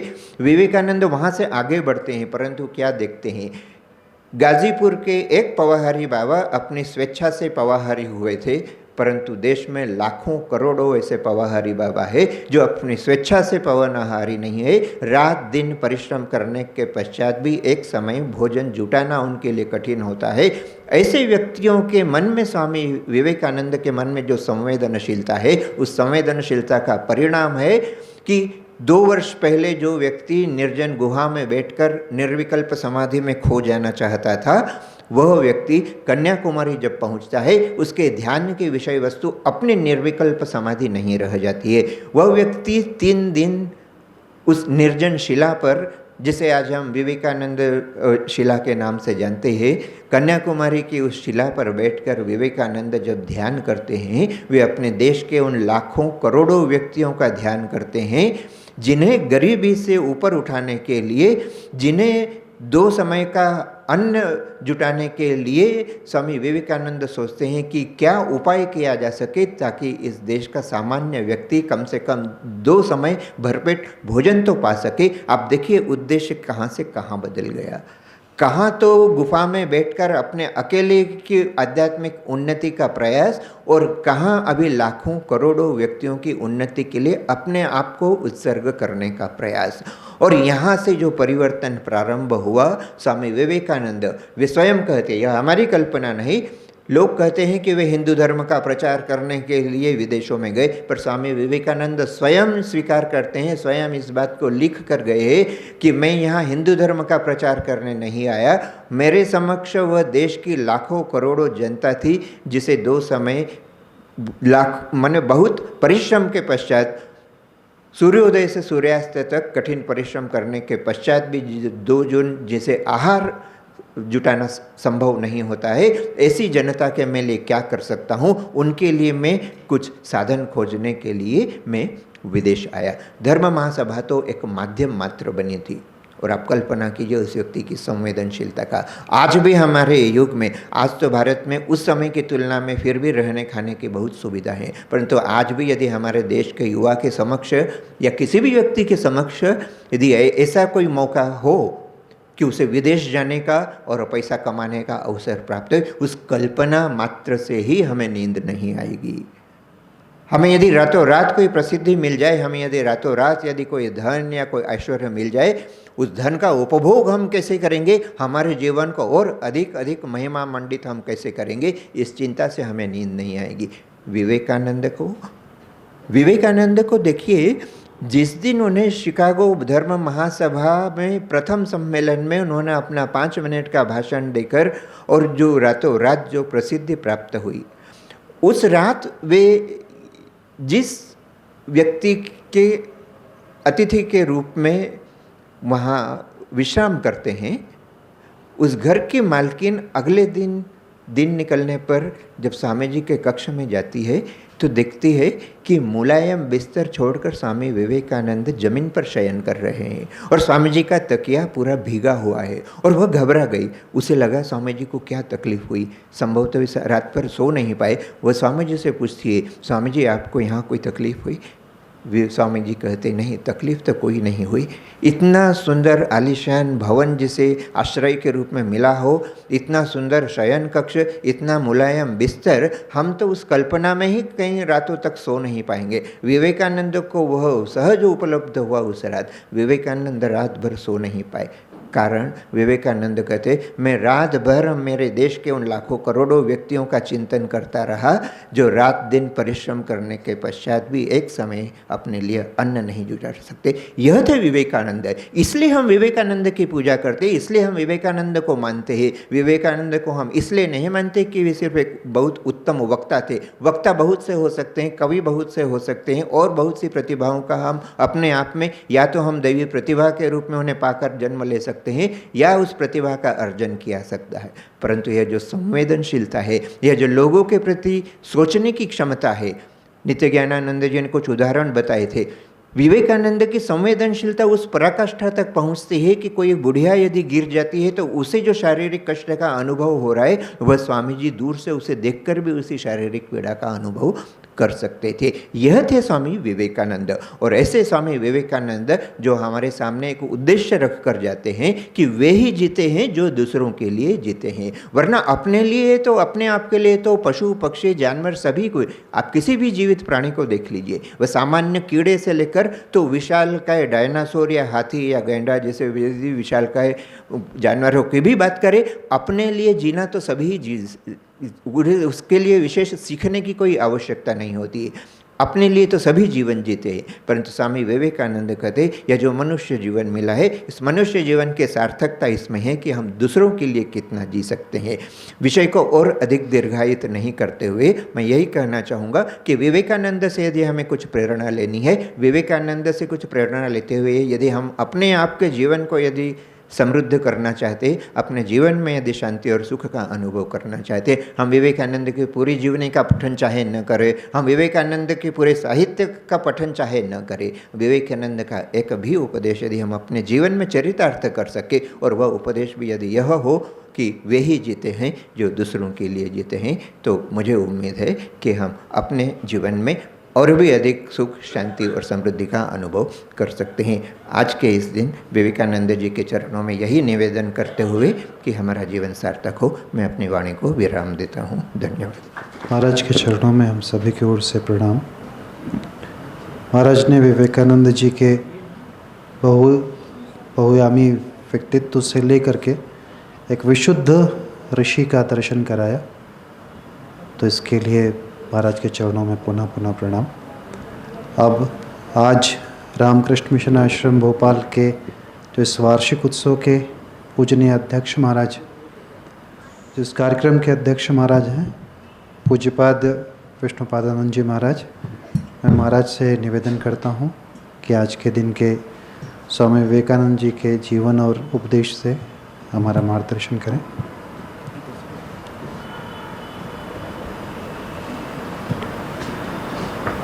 महाराज जी।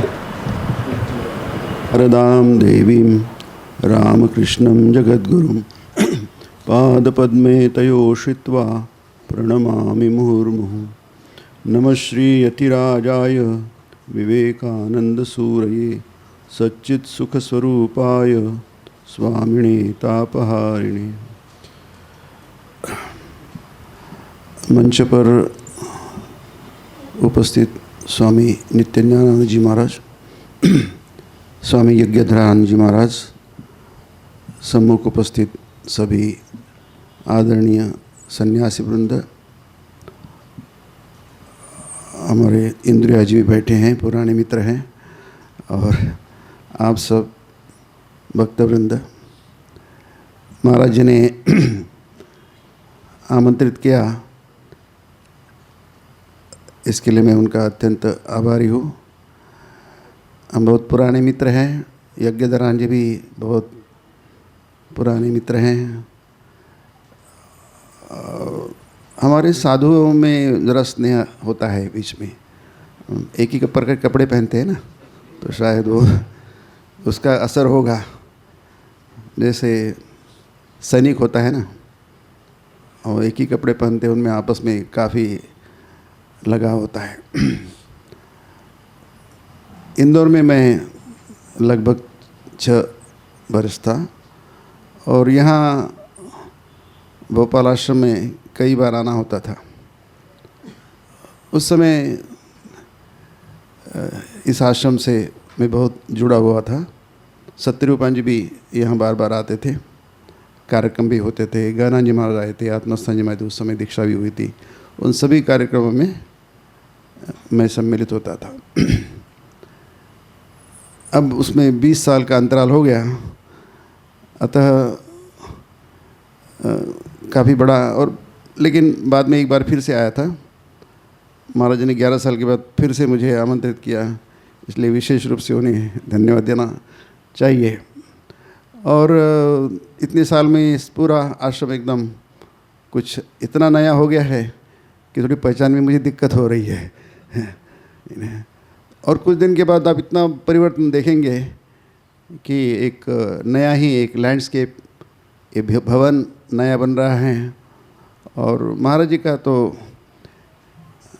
मस्तिष्क है वो ऐसे बनाने में सुनियोजित तरीके से प्लान बनाने में बड़े ही माहिर है। औरंगाबाद का मंदिर जब बना तब भी मैं उनसे कुछ कुछ परामर्श लेता था। उस समय वे बेलूर मठ में थे।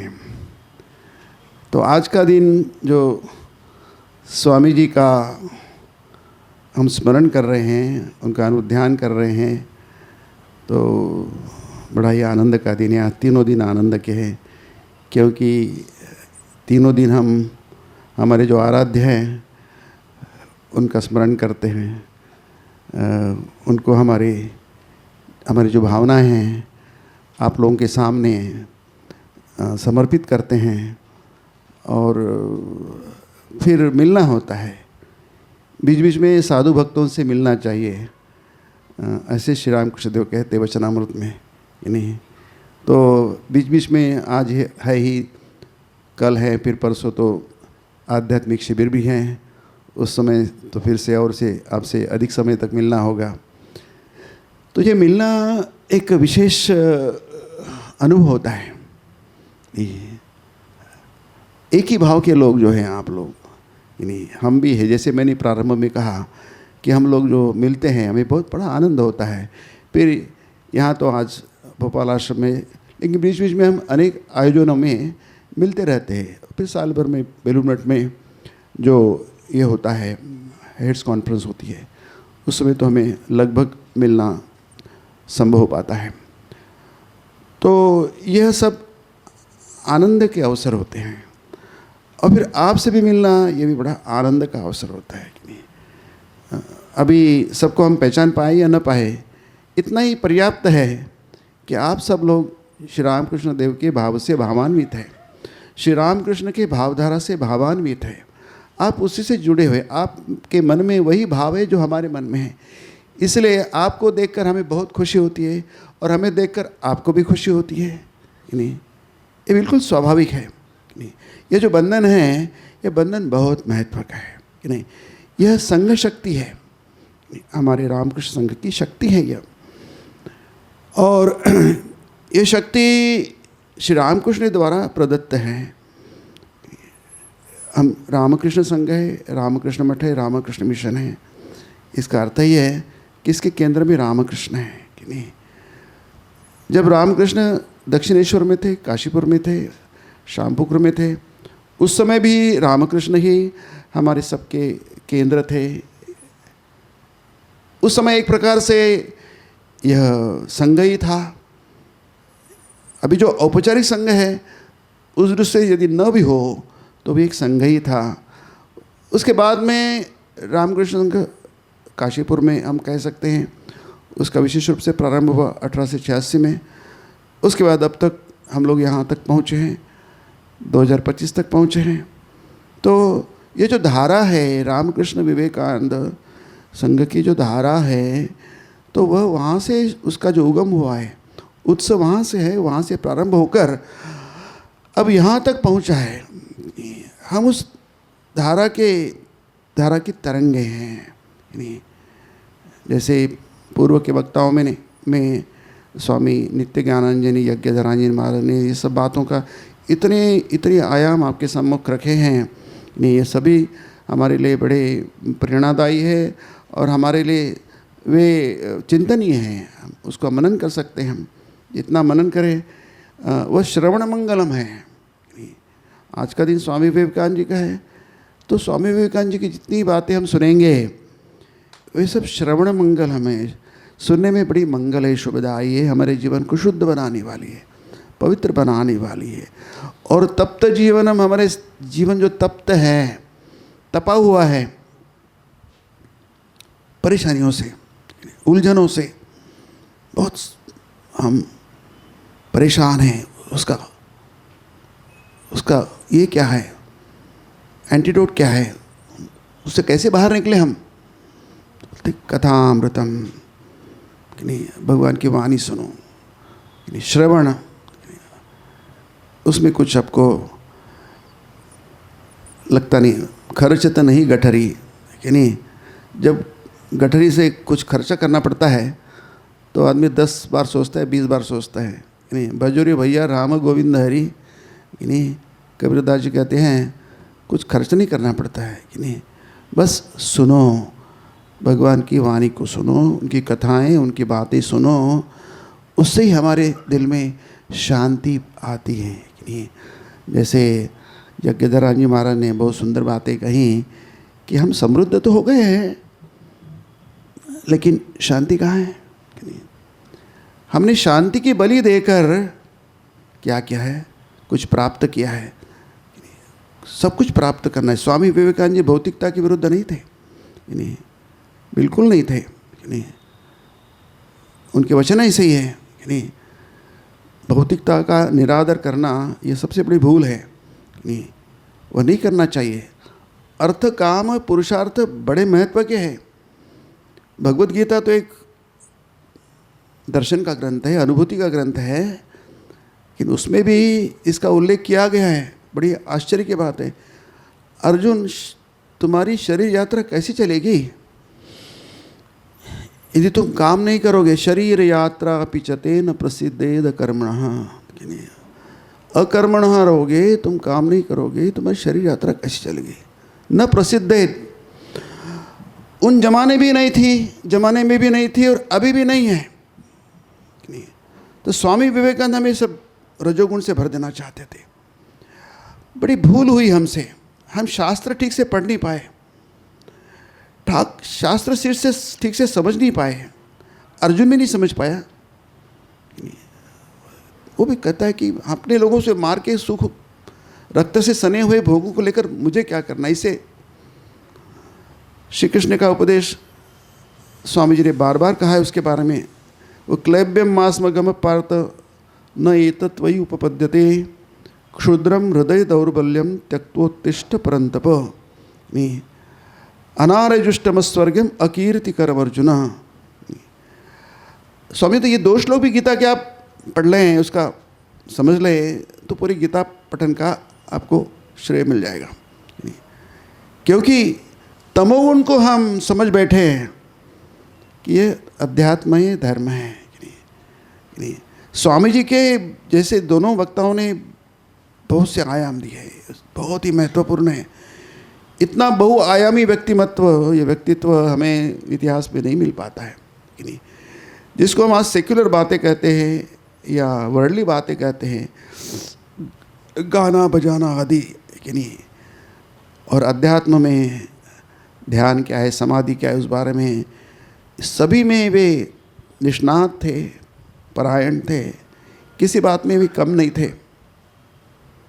अलग विषय है वो, जिसका कुछ उल्लेख तो यज्ञधर जी महाराज ने किया है। सब कुछ है, लेकिन स्वामी जी के जीवन में हम जो देखते हैं कि कुल मिलाकर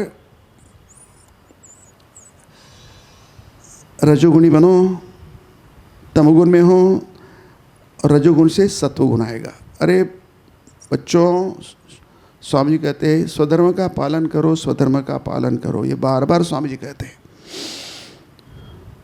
स्वधर्म का अर्थ कर्तव्य भी होता है, अपने कर्तव्यों का पालन करो, उसी से तुम अध्यात्म की ओर बढ़ोगे। भारत भूल गया, अर्जुन भूल गया। अपने कर्तव्य का पालन करना यह अध्यात्म की पहली सीढ़ी है। अपने शत्रुओं से युद्ध करना, उनको मारना, उनको समाप्त करना, यह युद्ध है, घोर युद्ध है, घोर कर्म है। तत्किम कर्मणि घोरे माम नियोदेश केशव। भगवान, मुझे इतने घोर कर्म में आप क्यों डाल रहे हैं। भगवान कहते मैं घोर कर्म हुए नहीं, तुम कर्तव्य है, मैं तुम्हें कर्तव्य करने के लिए प्रेरित करता हूँ, क्योंकि यही कर्तव्य तुमको मुक्ति तक ले जाएगा। गीता का यही उपदेश है। स्वामी जी ने जीवन भर हमें यही पढ़ाया है कि अपने कर्तव्य को जिस स्थान पर हो, जैसे हो, उसमें अपने कर्तव्यों को पहचानो। सबके कर्तव्य एक प्रकार से नहीं होते हैं, यह भी बात स्वामी जी कहते हैं। प्रत्येक का कर्तव्य अलग अलग होता है और उसमें वह पराकाष्ठा करे कर्तव्य निभाने की। अर्जुन कितने प्रश्न पूछता है क्योंकि उसका विश्वास नहीं हो रहा है। ऐसा कभी हो सकता है? यज्ञ युद्ध जैसे घोर कर्म करके मनुष्य कभी अध्यात्म हो सकता है? अध्यात्म की बातें तो कूट कूट कर भरी है भगवद गीता में, लेकिन उसकी पहली सीढ़ी है स्वधर्म का। स्वधर्मे निधनम श्रेया परधर्मो भयावह। यही बात हुई इतिहास में। हम स्वामी जी ने के जो निवेदिता की बात करें, भगीरथी निवेदिता की, उनकी शिष्या थी। जैसे स्वामी विवेकानंद जी के जो वर्क्स, जिसको हम कंप्लीट वर्क्स कहते हैं आज, साहित्य है, फिर व्याख्यान हो, पत्र हो, काव्य हो, संभाषण हो, संवाद हो, बहुत कुछ है। और कुछ किताबें भी उन्होंने लिखी है। कुछ भी हो, उन सबको एकत्रित करके लोगों के सामने रखना, ये बहुत महत्व का काम था। और स्वामी जी के शिष्यों ने ये सब काम किया। उसके बाद में अनुवाद हुए, सभी भाषाओं में अनुवाद है। इतने साल, 125-30 साल के बाद तो अब सब कुछ लगभग बहुत कुछ हमारे पास उपलब्ध हैं, सभी भाषाओं में उपलब्ध हैं। अब इसको इंट्रोडक्शन देना, प्रस्तावना लिखने का जब विषय आया, तो यह काम किसको दिया जाए? नहीं, ये काम दिया गया भगीरथी निवेदिता को। और उन्होंने जो 8 ग्रंथ हिंदी में हैं, अभी 9 हो गए हैं।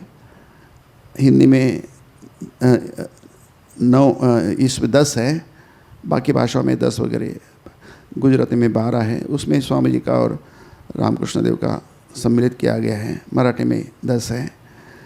तो ये जो प्रस्तावना है, ये प्रस्तावना लिखने का काम जब दिया गया, इतनी सुंदर प्रस्तावना है, तो स्वामी जी को समझने के लिए हमें उस प्रस्तावना को पढ़ना चाहिए कि नहीं?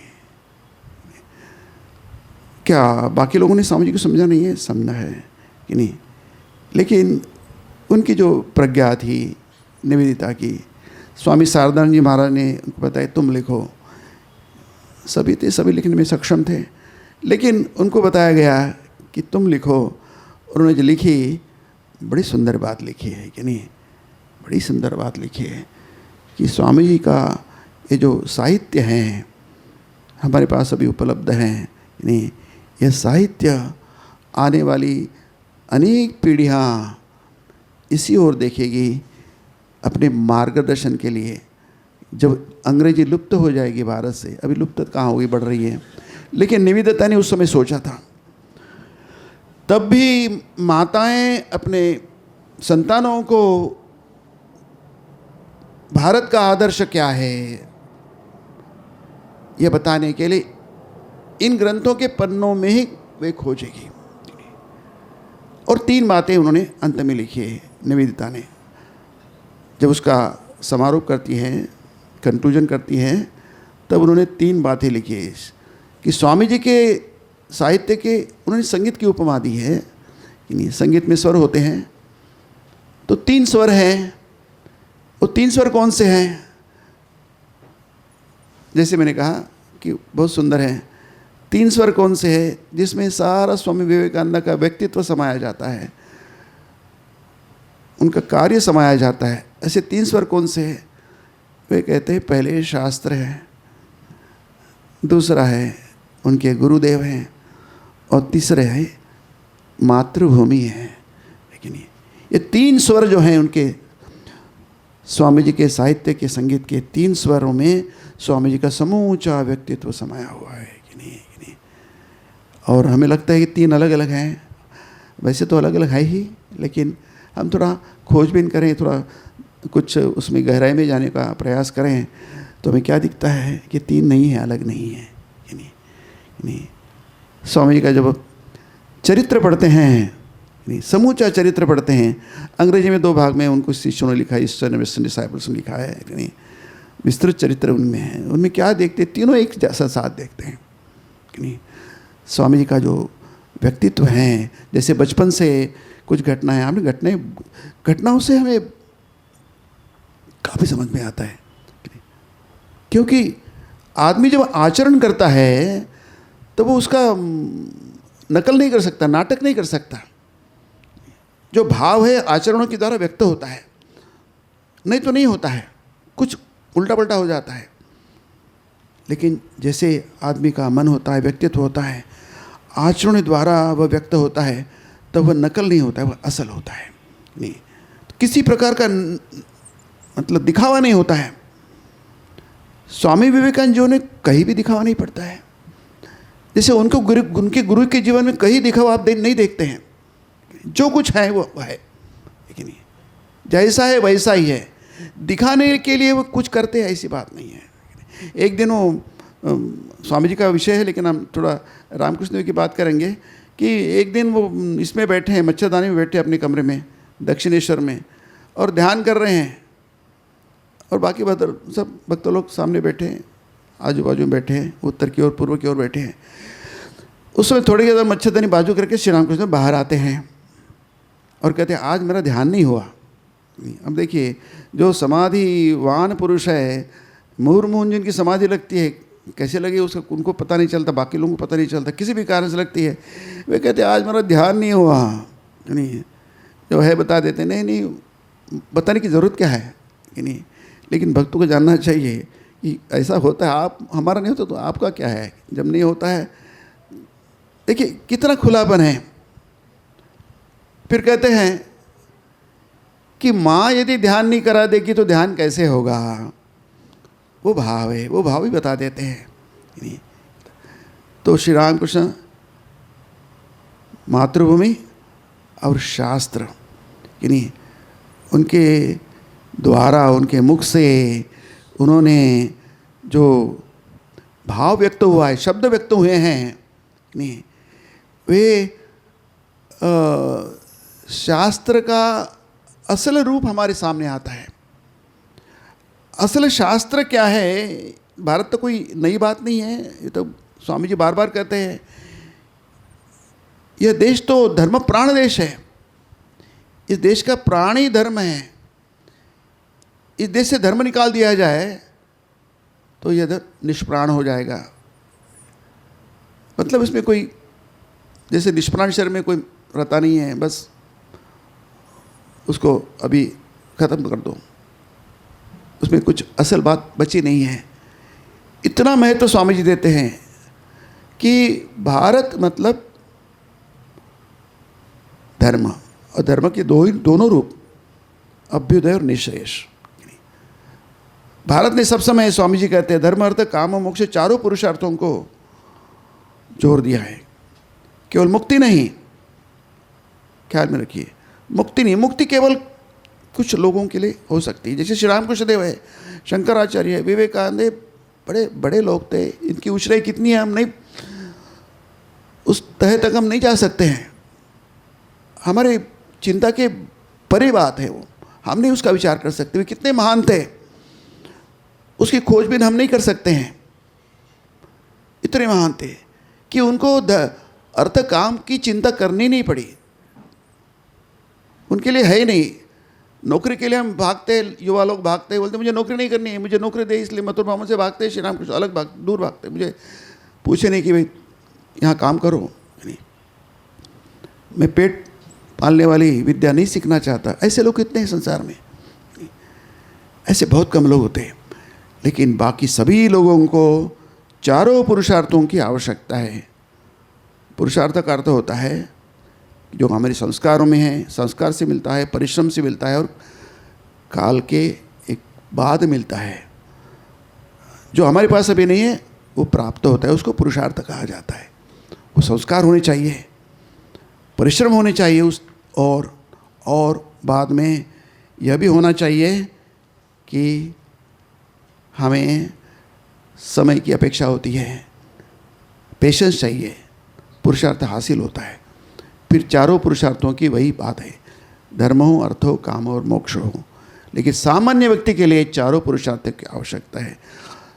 स्वामी जी कहते हैं काल ऐसा आया भारत भूमि पर कि केवल मुक्ति ही सब कुछ है। स्वामी जी के जो शब्द है वे तो बहुत कठोर शब्द है, यहाँ शायद मैं नहीं कह पाऊँगा। प्राच्य और पाश्चात्य स्वामी जी की किताब बहुत सुंदर किताब है। मैं युवकों को किताब भेंट करता हूँ हमेशा, ईस्ट एंड वेस्ट, प्राच्य और पाश्चात्य। हम बह गए हैं पाश्चात्य भावों में, हम स्वामी जी कहते हैं बह गए हैं, और इसी कारण हमारी यह अवस्था हुई है। वे कहते हैं कि हमारे लिए बड़ा धोखा है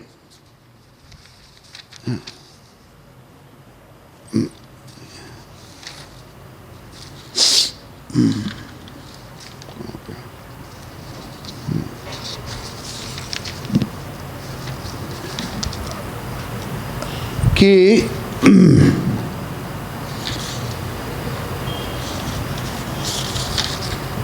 ठीक है, मुझे नहीं मिल रहा है कि हम नकल करते हैं, पाश्चात्यों की नकल करते हैं। बात सही है कि भूल है, यह हम नहीं देखते। गोरे चमड़े वाले लोग क्या कहते हैं उसी की हम श्रद्धा, उसी के ऊपर श्रद्धा करते हैं, उसी पर हमारी आस्था है। मूर्खता का इससे अधिक परिचय क्या हो सकता है, ये स्वामी जी कहते हैं। और बहुत कुछ बातें कहते हैं, सब निगेटिव है। हमारे बीच में भीतर अभी जो भाव है सब निगेटिव है। स्वामी जी उन जमाने की बात कह रहे, 130 साल की बात की कि तुम्हारे पूर्वज मूर्ख थे, तुम्हारे पिता मूर्ख थे, तुम्हारे दादा मूर्ख थे, सब मूर्ख थे, है कि नहीं? और उसमें कुछ भी नहीं है। गीता एक ऐसी बात है जो कुछ उसका महत्व देने की कोई बात नहीं है।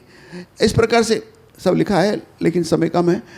तो इस प्रकार से नकारात्मक जो दृष्टिकोण हमें दिया है अभी भी हैं, युवकों में भी है, सकारात्मक कोई बात उनके सामने आई नहीं है। तो शास्त्र के माध्यम से स्वामी जी ने उन दिनों में सारे समूचे भारत को जगाया कि नहीं, ये कम महत्व की बात नहीं है कि भारत में तो संस्कार है, धर्म के संस्कार है। धर्म क्या है, ये हमारे रक्त में समाया हुआ है, हम जानते हैं। मुक्ति क्या है हमें मालूम है, मुक्ति का आदर्श क्या है हमें मालूम है, धर्म क्या है हमें मालूम है। स्वामी जी ने 3 रूप दिए हैं धर्म के, कि एक है कर्मकांड, दूसरा है जिसको हम पुराण कहते हैं, इतिहास कहते हैं, रामायण महाभारत पुराण लेजेंड्स, और तीसरा है दर्शन तत्वज्ञान।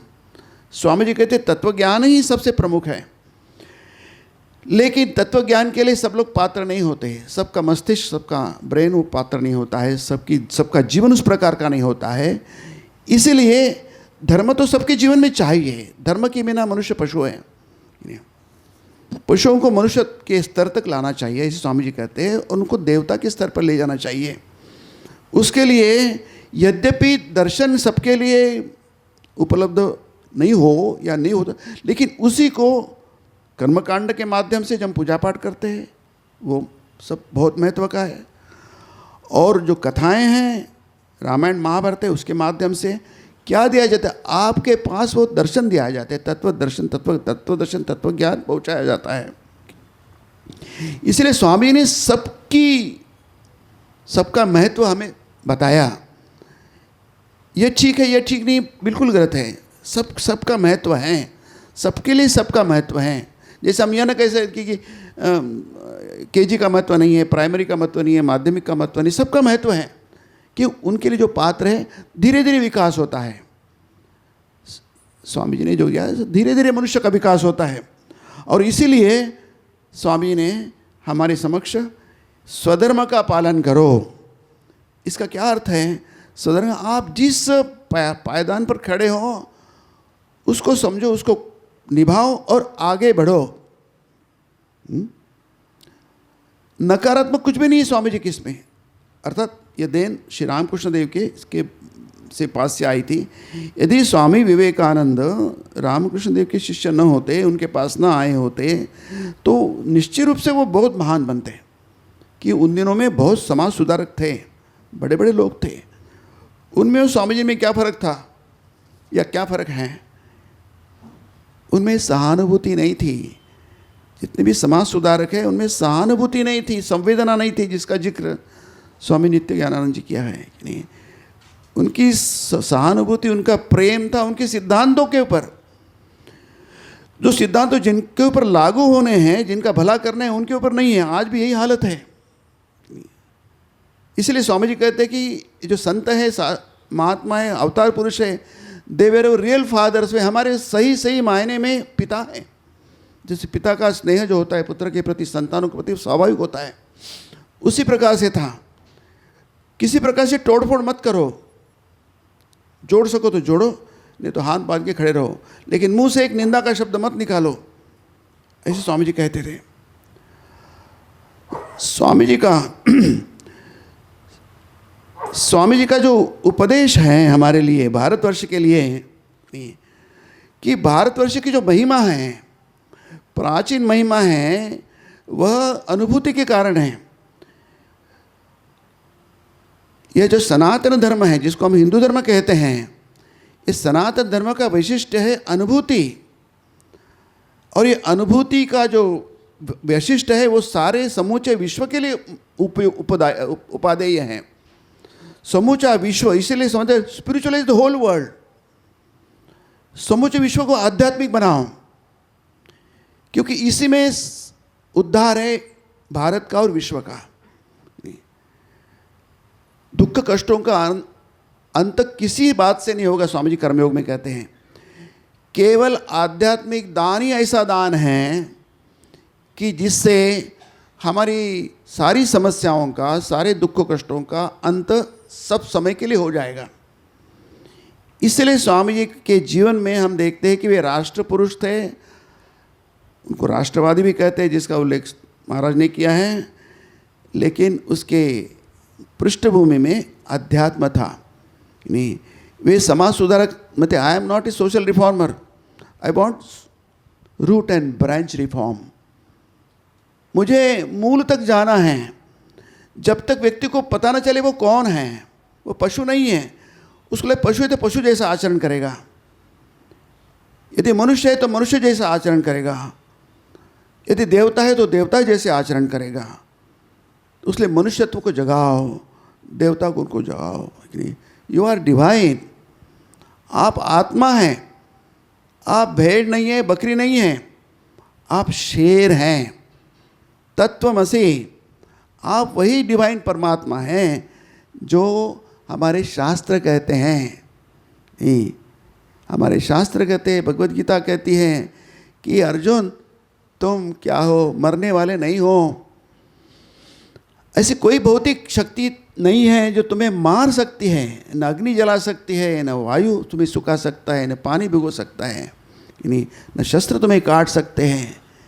तुम भौतिक नहीं हो, तुम क्या हो, सर्वव्यापी आत्मा हो। यह आत्मा का भान विश्व के प्रत्येक व्यक्ति में जब तक होगा, जितना अधिक होगा उतना वह महान होगा। इसलिए न एतत्त्वयि उपपद्यते, ऐसा भगवान अर्जुन को कहते हैं। अर्जुन तुमके यह शोभा नहीं देता है, तुम मनुष्य हो और मनुष्य जैसा आचरण नहीं करते हो, तुम शूर हो, पराक्रमी हो, योद्धा हो नहीं, और तुम भागना चाहते हो नहीं, यह योद्धा के लिए शोभा नहीं देता है। तुम क्या हो, तुम आत्मा हो, तुम डिवाइन हो। और यही उपदेश मनुष्य को जितना अधिक दिया जाएगा, जितना उसके हृदय के पर अंकित किया जाएगा, उतना ही उसका उद्धार होगा। इसलिए मातृभूमि का उद्धार स्वामी के सामने एक लक्ष्य था कि नहीं, इस देश का उद्धार रोटी देने से भी होगा। लेकिन आदमी जब आदमी नहीं है कि नहीं, मनुष्य जब मनुष्य ने, where are the man are wanted, मनुष्य मनुष्य चाहिए, मनुष्य कहाँ है? तो स्वामी जी का सभी उपदेश जो पशुओं के स्तर तक गए हैं उनको मनुष्य के स्तर पर उठाने का है, और वहीं तक रुकना नहीं है तो देवता के स्तर पर उठाने का है। मनुष्य पशु से मनुष्य बन सकता है, मनुष्य से देवता बन सकता है। यह आस्था, यह विश्वास, इसलिए स्वामी जी कहते हैं विश्वास विश्वास विश्वास, अपने ऊपर विश्वास और ईश्वर के ऊपर विश्वास। ये विश्वास की कमी हो गई है, इसके ऐतिहासिक कारण बहुत है कि नहीं, इस पर भी सोचना चाहिए कि नहीं। हम इतने महान थे, हमारी इतनी समृद्धि थी, शहद की नदियाँ बहती थी, सोने का दूर निकलता था, सोने की चिड़िया इस देश को कहा जाता था। क्यों हम इतने नीचे गिर गए? क्या कारण है कि विश्वास को हम भूल गए कि नहीं। सभी लोग स्वामी जी कहते हैं संन्यास लेने के लिए भागने लगे कि नहीं। जब लाखों की संख्या में विहारों में हो गई तभी देश का सत्यानाश शुरू हो गया है। बहुत कुछ है वो सब आपके जो कुछ स्वामी ने कहा है ना, आज भी यदि हमारे सम्मुख आए मीडिया के माध्यम से, नहीं हम देखते हैं कि बहुत कुछ मीडिया के माध्यम से नहीं आ रहा है बाहर। स्वामी जी सभी विवादों के ऊपर है, नहीं बहुत महान व्यक्तित्व है, उनकी कोई निंदा नहीं करने वाले लोग भी हैं, नहीं है ऐसी बात नहीं है, लेकिन अधिकतर स्वामी जी के व्यक्तित्व को छूते नहीं हैं, उनका कुछ दोष दिखाते नहीं हैं, क्योंकि व्यक्तित्व ऐसा है, वो उनको उपदेश ऐसे हैं करते हैं। लेकिन यहाँ तक तो ठीक है, लेकिन उनके उपदेश केवल 2%, 2%, 3%, 5-10 से नहीं चलेगा। 100% स्वामी जी की वाणी जो है, स्वामी जी का व्यक्तित्व लोगों के सामने आना चाहिए। अभी शिक्षा का नया निकला है, नए हो रहा है, शिक्षा की नीति नई बन रही है, उसमें आपको सबको पता होगा स्वामी विवेकानंद जी का बहुत कुछ लिया गया है इसमें, उसी पर आधारित अभी नई नीति बनी, शिक्षा नीति बनी हुई है। लेकिन इस सब के विशेष करके युवकों के पास पहुंचना चाहिए स्वामी जी की वाणी, क्योंकि स्वामी जी का देश प्रेम जो था, माई इंडिया, मेरा देश, मेरा भारत, ये कहते हुए उनकी छाती जो फूल जाती थी कि नहीं। ये जो युवकों में माई इंडिया, मेरा देश कितना महान है, केवल कहने भर से नहीं है, स्वामी जी को मालूम था ये केवल कितना महान है, क्यों महान है, इसकी जो संवेदना थी, ये जो अनुभव था, जो स्वामी विवेकानंद जितना हुआ था इतना किसी को नहीं हुआ शायद, नहीं किसी को शायद नहीं हुआ है। तो यह जो स्वामी जी की संवेदना है, जो अनुभव है, अनुभूति हम में से प्रत्येक को होनी चाहिए कि देश कितना महान है, ये साधारण देश नहीं है, ये बहुत ही महान देश है। एक मिनट में स्वामी जी ने एक लेक्चर दिया था मद्रास में, जब लौटे स्वामी जी अमेरिका से सुयश प्राप्त करके, तब उन्होंने एक भाषण दिया था, मद्रास में भाषण दिया, चार भाषण दिए थे।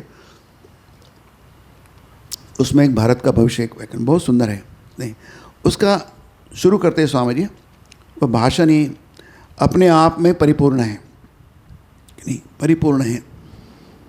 वो कैसे है, मैं इसको पढ़ता हूँ अपने व्याख्यान को समाप्त करने में, इससे आप समझ में आइए। ये वही प्राचीन भूमि है जहाँ दूसरे देशों को जाने से पहले तत्वज्ञान ने आकर अपनी वास भूमि बनाई थी। कहीं तत्वज्ञान नहीं गया, कहीं दर्शन नहीं गया, कोई आध्यात्मिक अनुभूति नहीं है, पहले यहाँ आई और यही उन्होंने अपना घर बसाया। नंबर 2, यह वही भारत है जहाँ के आध्यात्मिक प्रवाह का स्थूल प्रतिरूप उसके बहने वाले समुद्राकार नद हैं, जहाँ चिरंतन हिमालय श्रेणीबद्ध उठा हुआ अपने हिम शिखरों द्वारा मानव स्वर्ग राज्य के रहस्यों की ओर निहार रहा है। 3, यह वही भारत है जिसकी भूमि पर संसार के सर्वश्रेष्ठ ऋषियों की चरण रज पड़ चुकी हैं।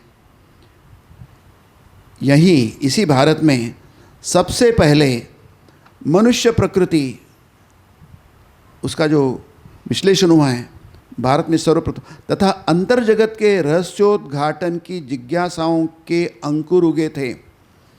इसी भारत में आत्मा का अमरत्व, अंतर्यामी ईश्वर एवं जगत प्रपंच तथा मनुष्य के भीतर सर्वव्यापी परमात्मा विषयक मतवादों का पहले पहल यही उद्भव हुआ था। इसी भारत में धर्म और दर्शन के आदर्शों ने अपनी चरम उन्नति प्राप्त की थी। यह वही भूमि है जहाँ से उमड़ती हुई बाढ़ की तरह धर्म तथा दार्शनिक तत्वों ने समग्र संसार को बार बार प्लावित कर दिया है, और यही भूमि है जहाँ से पुनः ऐसी ही तरंगे उठकर निस्तेज जातियों में शक्ति और जीवन का संचार कर देंगी।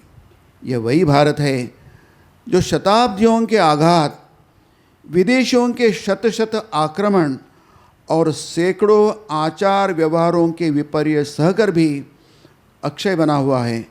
यह वही भारत है जो अपने अविनाशी वीर्य और जीवन के साथ अब तक पर्वत से भी दृढ़तर भाव से खड़ा है। आत्मा जैसे अनादि होती है, अनंत है और अमृत स्वरूप है, वैसे ही हमारी भारत भूमि का जीवन है। और अंतिम वाक्य है, हम इसी देश की संतान हैं। यह जितना जितना अनुभव, जितना अभिमान हमारे देश के प्रति, हमारे धर्म के प्रति, हमारे संस्कारों के प्रति, हमारे जो इतिहास के प्रति जितना बढ़ेगा, उतना उतना हम उन्नत होंगे कि नहीं। इसलिए निवेदिता ने उनकी प्रास्ताविकता के अंत में कहा है कि विवेकानंद जी को हमने अभी तक समझा नहीं है और समझने के लिए शायद कुछ और शताब्दियाँ लगेगी। मैं अपनी वाणी को यही विराम देता हूँ। नमस्कार। पूजनीय महाराज के चरणों में हम सभी की ओर से प्रणाम। महाराज ने एक बहुत सुंदर शास्त्र और विवेकानंद का सामंजस्य हमें सिखाया। हम सभी भक्तों की ओर से मैं महाराज के चरणों में अपना सविनय प्रणाम निवेदित करता हूँ। और आज का इस कार्यक्रम में एक भजन के साथ हम लोग समाप्त करेंगे। और कल का जो दिवस है वो श्री श्री माँ को समर्पित है। तो आप सभी से हमारा अनुरोध रहेगा कि आप कृपया कल अवश्य पधारें और महाराज जी के श्रीमुख से हम लोग माँ के जीवन का कुछ सत्संग प्राप्त करेंगे। तो आज हम इस भजन के साथ ही कार्यक्रम समाप्त हो जाएगा।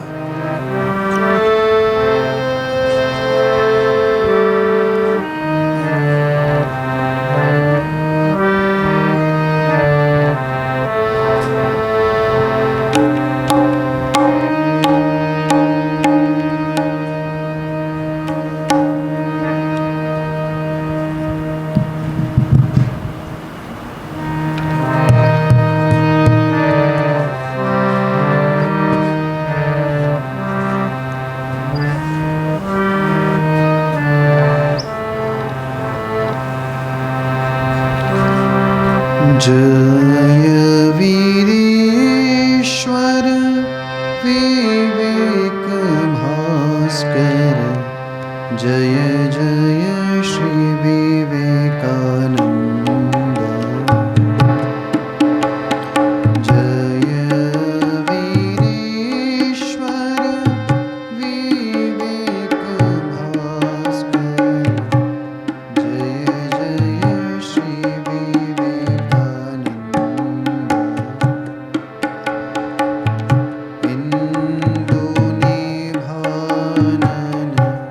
सुंदर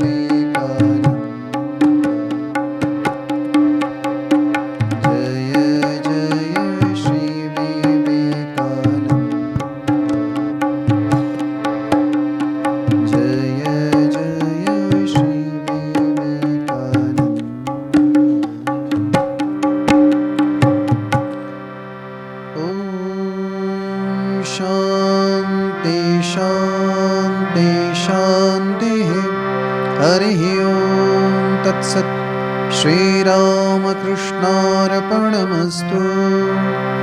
जय श्री गुरु महाराज जी की जय। जय महामाई की जय। जय स्वामी जी महाराज जी की जय। जय बाबा ओंकारेश्वर महाकालेश्वर नर्मदा गंगा माई की जय। जय श्री श्री दुर्गा माई की